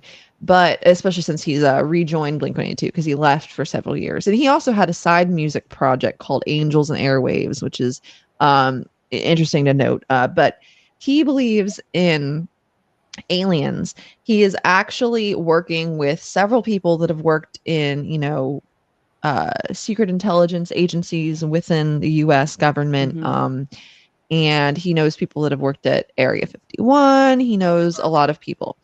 A lot of people think that, it's just the government trying to get us off the track and, kind of distract us with something. And he just happens to be somebody that's taking the bait. Mhm. I don't know what I believe in that regard, but he firmly believes that aliens are angels and demons and that there is a spiritual war, and he's not even a Christian or anything, from what I understand, but he believes that there's a spiritual war of some sort and that they're going to war right now. I'd have to look more into it, but there's even a picture that he uploaded to Instagram of like an angel or something like that.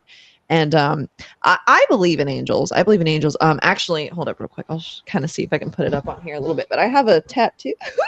I'm going to try not to flash everybody with my short shorts. I have a little tattoo. Ooh, it's a seraphim.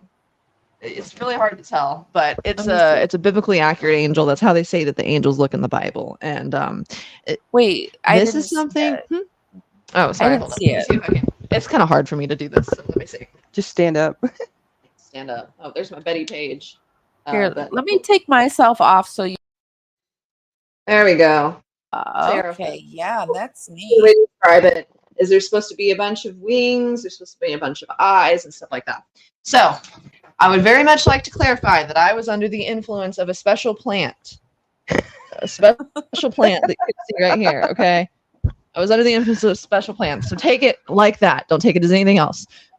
But that being said, every time I am underneath the influence of a special plant, I will be sitting out wherever I'm at, and there's one specific spot when I do it in this particular place where I will see. Actually, the way that I even know that the trip is coming on is I start to see eyes everywhere. I think Angels and Airwaves would be his band. I think it would be To the Stars Academy that would actually specifically talk about. Yeah, I think Angels and Airwaves was a music project, if I remember correctly. But To the Stars Academy is what I would look up. But yeah, every time that I know that a trip is coming on, it's because I start to see eyes in the trees. I start to see eyes everywhere, like freaking everywhere. It's crazy. But anyway, I see an angel watching over me that looks just like that darn tattoo. I see it watching me from the trees. And again, know for a fact that yes, I am under the influence of stuff. I'm not saying it's actually there, but personally speaking, I am of the belief that a lot of cryptids and stuff like that might actually just exist in another realm that maybe you can't see unless you're doing stuff like that. Mm-hmm. There are a bunch of different cultures that have the same cryptids, they have the same myths and legends and stuff, and they're cultures that would have never interacted with each other. And a lot of them also have different mushrooms that are native to their areas. And again, I'm not saying that anything is any kind of way. I'm not trying to convince anybody of anything. I'm not even telling you to do it yourself unless you want to, which I would recommend. I wouldn't say is a bad idea. But anyway, but yeah, I think that it's just kind of something that's like slightly beyond the veil. All the cryptids veil is thinning because something's changing and we're starting to be able to see that stuff. The other day I was reading something, and remember that Coco the gorilla, Coco the gorilla. Remember her? I don't. She was saying one of her last things she said was nature is watching. I think I know what you're talking about now. I know what you're talking about now. But I feel like I'm being watched. Like I said, I haven't done something like that in a minute. Yeah. I've been sitting outside a lot, and I just if you notice them, why am I like talking like I'm from New York all of a sudden? If you notice them, they notice you. Like the dragonflies, there's all these dragonflies are around me now, and the birds, if I talk to them, they talk to me, and even if the plants, like if you talk to them, the oxygen helps them along, and they help you, or what is it that we give? What carbons do we emit for the carbon dioxide? Carbon dioxide. Whatever. We help them, they help us with the oxygen. It's just like I feel like the whole world is starting to wake up to each other. You're seeing more and more people with their dogs and dressing them up. And the other day I saw this video of this dolphin carrying a dog on its back. It's just like strange things are starting to happen in the world, and animals that would never come together are waking up to one another. And I just don't know, like it's speeding up. I feel like the world is speeding up right now. Yeah, I spend a lot of time outside as well, and me too. I see a lot in the sky around us. It's very bizarre. I guess that there must be like, I guess there's a base fairly near to us that is an Air National Guard or something like that. And so we see a lot of Chinook helicopters and weird stuff. I've seen like stealth jets, stealth bombers. One time, were you out there? I think it might have just been Dad and I. No, just a bunch of lights shooting across the sky. No, that was everybody told us this Starlink. But Starlink, if that's Starlink, it looks like a straight up alien invasion.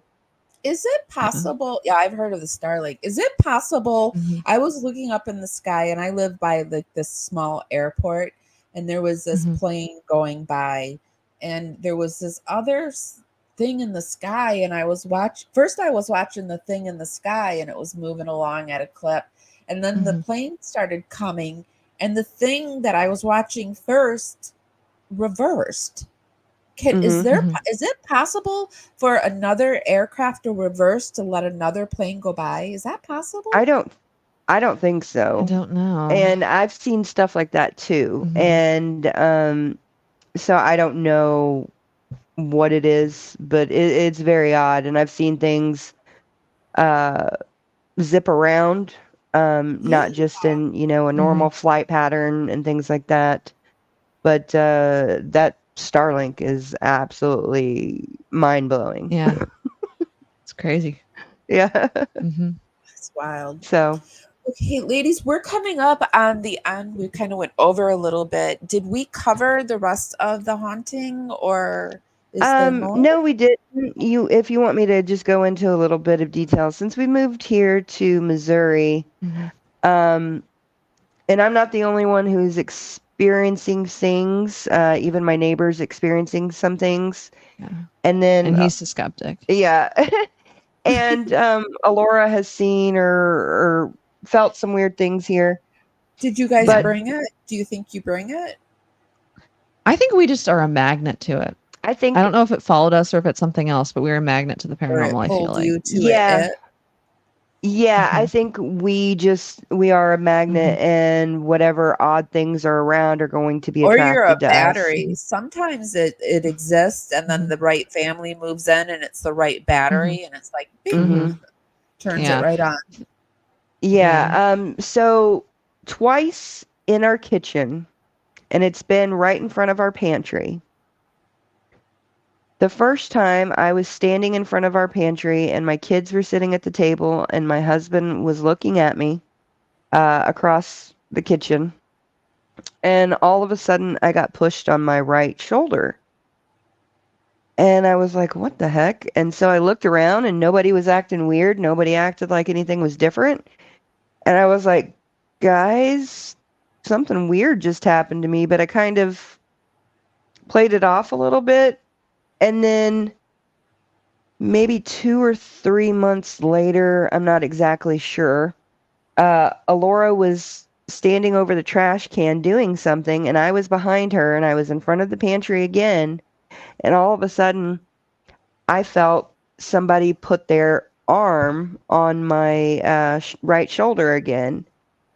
And I looked over because I was like, that can't be Alora because she's in front of me. And then I felt a push. Mhm. And so that's happened twice. And then when I was sitting on my deck outside, I had a lighter underneath my leg, and all of a sudden it was grabbed and pulled out Mhm. from underneath my leg. And my husband was sitting right there. And I was just like, what the heck? I jumped up, you know. And then we had a weird incident the other day where our dog was like, you could tell he saw something, and he was barking at it, and he was being he tracked it the whole time, Mhm. and he was just like, it would move. Mhm. It wasn't like he was just looking Oh at one yeah. thing. Yeah. And even when you guys went out of town, and what was I supposed to do about it? I wasn't supposed to do anything, so I just kind of ignored it. But I was laying in their bed because I don't really have enough room in mine. And Franklin, which is our bigger dog, He's a he's coonhound. a coonhound. He has separation anxiety. So I slept in their room, and there was like one little corner. He just kept barking and barking and barking at. Hmm. And yeah, that's really Do all I've you seen. ever Although, try to help these things along, or get rid of them? Have you What? ever attempted that? Have you ever tried to attempt to move them along, or help them to wherever they need to go, Um, or get rid of tried to them? pray, burn sage. yeah. Well, I Have you burn ever sage. had My dad anybody doesn't come in like the that, but home to help you? Because I used to have a yeah. group, and I used to go do this kind of stuff. But have you ever My had husband would. But we've also had other weird experiences, and we won't get into it because I know it'll take way too long to explain. But we've gone ghost hunting before, like with like actual like machines and like what are they called? The Dowsing rods. Dowsing rods, the EVP things, the ghost or the spirit boxes, the things where you can like it makes noises. When we were in St. Augustine at the prison, we heard something talking to us over the box, and I couldn't remember what it was. I can't remember. And again, like I said, I'm indifferent or I like Christianity, but I'm kind of indifferent to it. But I remember we were sitting with the dowsing rods, and it was, the thing was you'd come up with some kind of a code. Normally you'd ask them yes or no questions, and yes would be like a Y, like it would open up, and no would like close and touch or whatever. And I remember I think she asked like, "Oh, do you believe in God or do you fear God or something?" And no. Oh shit. And then there's another prison that's kind of closer to our house now. We went and we saw and felt some weird stuff. And then on my birthday last year, which is the last time that I partook, we went on a ghost tour, and we went to some graveyards while I was, and oh boy, was that very interesting. The shop that we were in, we got really bad vibes. We had to go to the bathroom. Yeah. We had to go to the bathroom, and it felt like something was watching us and like pushing us and stuff. And like it was so bad that we ran out. It was so bad that we both went into the bathroom at the same time. and it wasn't because normally when I do this, I'm not scared. I'm not scared at all. Like I'm completely fearless. Nothing freaks me out. And being in the graveyards actually felt peaceful. It wasn't scary. But in this one particular like shop that we were in the bathroom, scared the crap out of me. And like I said, I become fearless when I'm on this stuff, and it scared the crap out of me. Yeah, we were in Hannibal, Missouri, which is Mark Twain's hometown, and there's a whole lot of interesting stuff there. But yeah, that's a story for another time. But yeah, yeah. But yeah, well, that's pretty much it for the most part. Why don't you guys come back on the show and we'll talk more paranormal stuff? We'd love to. Shannon is going to love to talk to you because Shannon's favorite thing was to do the dowsing rods. I'm like, we were talking about the dowsing rods. Yes. He would always be like, Amy, can I use the dowsing rods? Because I would have like this tool thing, and she'd pick out the dowsing rods. So yes, please come back. Yeah, of course. And I'd love to actually get some dowsing rods of my own, to be honest. I don't know if I want that. I don't know if she wants it in her house, but I'll put it somewhere else. So. Okay, so let's pull up your your channel real quick. Yeah. So it's Into the Weeds, but it says Outlandish History Featured. Yeah, she probably needs to change it. She just doesn't know how to do stuff. Yeah, up here it says Outland. So when you guys are, I'm going to put the link down in the description, but if you guys come to the channel and you see Outlandish History Featured, that's it. It's Into the Weeds podcast. And change it to Into the Weeds or probably. Or is it like kind of like what I'm doing, the Outlandish History Network, and your podcast is Into the Weeds podcast. So I don't know. Yeah, well, I'm also on Military Broadcast Radio. So, so if you guys watch our stuff, there's a bunch of weird commercial breaks and stuff. Military Broadcast Radio? Yes, Military Broadcast Radio. It is an organization. It's a nonprofit where people who have either been in the military or first responders can have their own podcast, basically, with the help of MBR, encouraging them and giving veterans basically a voice to get out of our heads, to quit thinking about all of everything and internalizing it and just getting it out there. And so it's therapy. It's very good therapy. It's helped a lot of veterans, and even with suicidal ideation and things like that. It's been very helpful to everybody. Amazing. Well, this has been because I tried to harm myself 3 times before I came into this. And so this has been very helpful for me. No, it's okay. I was going through a really bad time, different time, different season. I'm, through that, but this has helped me so much. And I had a stroke on top of it. So it has helped me. It helps with my focus. It helps with my creativity. So I can see how it would help with veterans. It seems like I'm so happy that it's helping you.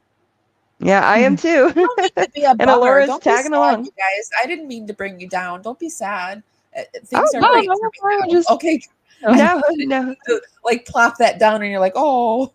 No, we're just showing empathy. But yeah, no, I get it. We've lost more than just my grandpa to that, unfortunately. Yeah, So it's like, and I've been well, there we know myself, so we completely get it. I mean, circumstances can take you places where you never think you're going to go.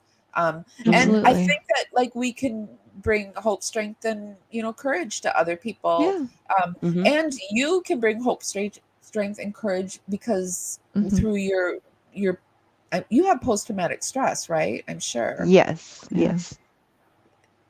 Yeah. You are Yes. bringing yourself out of that, and that's amazing. And like the program, what is it called again? Military MRB Broadcast Radio. And this is right. Yeah. This is the right one, right? Yeah. Correct. MB Radio. And there's Military Broadcast Radio. There's MBR Talk. There's 3 channels because, there's, anything, if you see this logo, the first logo, that's This one? MBR. Yes, because we have so many veterans signing up that StreamYards, we've been having a lot of problem with StreamYards. And so we've had to make 3 channels. So there's MBR Radio, MBR Talk. Actually, there's 4 now. MBR Radio, MBR Talk, MBR 2, and MBR 3. Wow.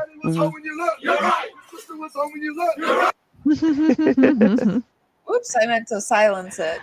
Yeah, wow. Okay, so I'll put all those links down below. Is this something that if somebody's a veteran, it would be good for them to contact them about? Yes. Oh, absolutely. Yeah, and they have a bit of a waiting list from what I understand, but don't let that discourage you. If it's something that you're genuinely interested in, they definitely love to have a conversation with you and try and figure something out. Yeah. And I do see this this message. It says, I can tell you the Bible tells us that stuff is considered messing. That stuff is considered messing with the occult, and God calls that serving 2 masters. And so I will say that what happens when you're a Christian and it comes looking for you? And then so... Because we tried to get away from it. We've tried everything we can to not even look into it or anything. It's only within the last, since we moved up here, that we've even really been having conversations about it. Yeah. And us going to these haunted places, it's just more fun. It's more fun. And most of the time, it's probably not even legit. Yeah. But also... I, personally speaking, I'm just doing whatever the hell I want. She's the only one who really has to stay by that. I'm figuring my stuff out. I'm just figuring stuff out. What do you do when you're a Christian and it comes to you? That's a good question. That's a good question. Because, I mean, they don't talk about it. When I would do the investigations, I would find out what religion the family was, because that's very important in getting rid of whatever it is. You have to go into their belief system. Definitely. To help them. So definitely. That's my belief. But you know what? Here we let anybody believe whatever they want. I don't. You don't have to believe what I believe. I don't have to believe what you believe. We're just all having a conversation. Yeah. But then even in the Catholic Church, they have the exorcisms and stuff like that, and this stuff, and there's been like for instance, Ed and Lorraine Warren are the only demonologists that have ever actually been certified with the Catholic Church. And I have my issues with some of the things they've said, but regardless, this stuff actually exists, or something. Even if you don't know what it is you think it is, something is happening. People are seeing things, they're feeling things, and in the very least, I feel like as a Christian, it would be a good thing to try and understand how it fits into your beliefs and what you should do about it, because you can ignore stuff, but it's just going to keep happening around you, because we've tried to ignore stuff 1,000 times and it just keeps happening. And it's maybe there's a certain point where God maybe actually wants you to look into it, and God doesn't. There's a lot of things that aren't in the Bible. Okay. There's a lot of things that aren't in the Bible they don't speak on. Kings put in the Bible to influence. I believe. I was able to interview Lorraine Warren before she passed, and she told me something really interesting. She was like, people think that Halloween is the time when the veil thins. She said, but it's not Halloween. I believe it. She said, honey, it's not Halloween. It's exactly how she talked. She goes, it's Easter time. It's when Jesus was risen from the dead. That's when the veil is thin. He rose from the dead. Yeah, I can see the that thin too. veil, and that's when it is. So I don't know. I don't know if I it's can see true or that. not, but that's what she said. Yeah. Life is just too crazy, and you don't have to go looking for it. And in the sense of maybe as a Christian, the dowsing rods and stuff might be questionable. I can understand that. Yeah. But as someone who's just kind of exploring, trying to figure out what she believes, I'm just going to do what I want, to be honest. So, The and that's dowsing why she just rods said a second were ago she might not want originally the dowsing rods in her house. Like I wanted tarot cards, and she uh, said no. You know what I mean? yeah, the And I'm an dowsing adult. rods could be considered Mhm. something that a spirit could manipulate and Mhm. could Yeah. therefore be considered So like I don't think yeah. But my mom is a yeah. Christian and she gave me my dowsing rod, so Yeah. whatever. Yeah. Everyone sees things differently. We all have different, Mhm. yeah.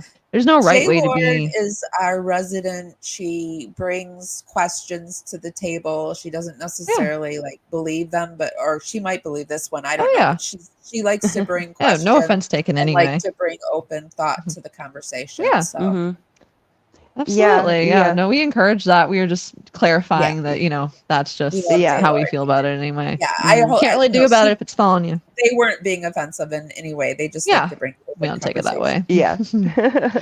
Don't take it that way at all. Okay, ladies. So let's I shared your page. Is there anything else you Thank want me you. to share for you before we go? Be sure to go over and subscribe. Let's try to get into the weeds up to 1,000 so Miss That would be Amber can awesome. be We'll do it one day. monetized with her in depth.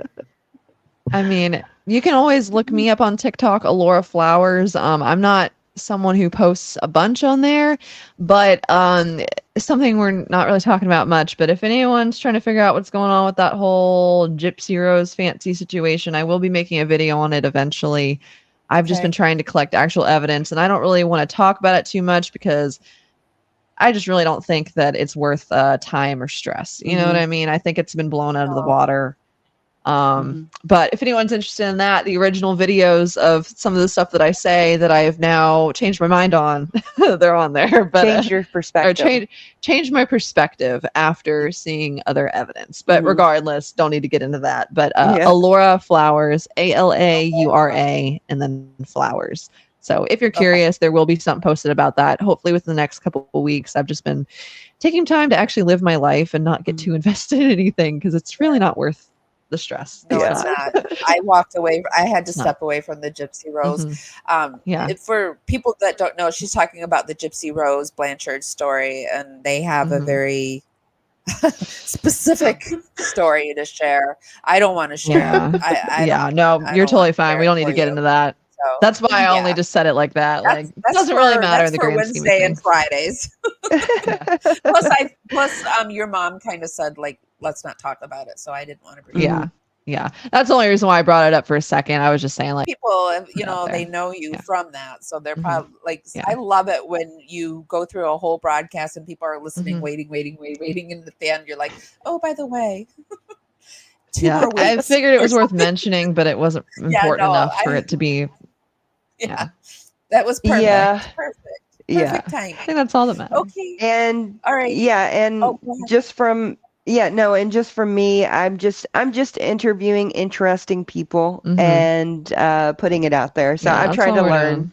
doing. There is an interview of Flawless Nina over there that I hadn't There seen is. before. So Yeah. if anyone's interested in a Flawless Nina, she's Mhm. the one that's really covered like is deep into the GRB Yeah. Yeah. work. Yeah, and she's slightly less controversial than Fancy, I would say. Yeah. So it's a Yeah. lot less of the crazy stuff. Mhm. Just a That I legitimate should say conversation, and we too, talk about other stuff too. they have a fancy interview too. I should mention that too. We do have a fancy interview, something, but yeah. Fancy was being fancy. Fancy was fancy. in And then that we have a interview. live stream on there that actually talks about what happened for the most part. Mhm. But yeah, Okay. yep, yep, Well, yep. maybe another day we can just come on and have a conversation about that. We Yeah, air on I'd be open to we're it. Wednesday and Fridays at 8 o'clock that we talk about true crime and all Okay. that Good goodness. stuff. All right. Okay. Thank you so much, Amber and Thank you for Alora, having us on. It was really good talk. It was. Okay. Bye, ladies. Yes, thank you. Thank you so much. Have a Bye, good everybody. night. Bye. That was the mother and daughter duo, Amber and Alora. Sorry. from Into the Weeds. I didn't even get to ask her if that's why she named Alora from Alora Danning. I meant to do that. Anyway, from Into the Weeds podcast. Be sure to go check them out. I will put all of their stuff down in the description. So you don't even have to look for it. You can just go right down to the description. Give me about 5-10 minutes to do that. Thank you so much, Heavenly and Chris C, for being my mods. I really appreciate it. Right now, I see J Lord in here. Thank you, J Lord, for coming in and bringing such a great conversation. I didn't even see you were really talking, J Lord. I missed almost everything you said. Half the time I have to go back and watch chat after a live to see if I missed anything, but then I'm too lazy to do that half the time too. So I'm going to be honest. Okay, guys, I'm going to rush out. I know I went 2 hours. Wow. Thank you so much, Chrissy and Heavenly, for staying with me this long. All right, guys, I'm going to go. If nobody's told you this today, and even if somebody has, I'm telling you this. I love you guys so, so much, and I'll see you next time. Bye, guys. Hi, guys. Welcome to Parawomen Radio. I'm Amy. Carefully strumming this old guitar, words rolling out into the fire. Never ask why my heart burned blue. Here in the haze where you inspire me. Here in the darkness I hear my cue. Time to find some solitude. Here where my soul bleeds openly, deep in the heart of sin and you. Here in the blue, I'm falling deep into you.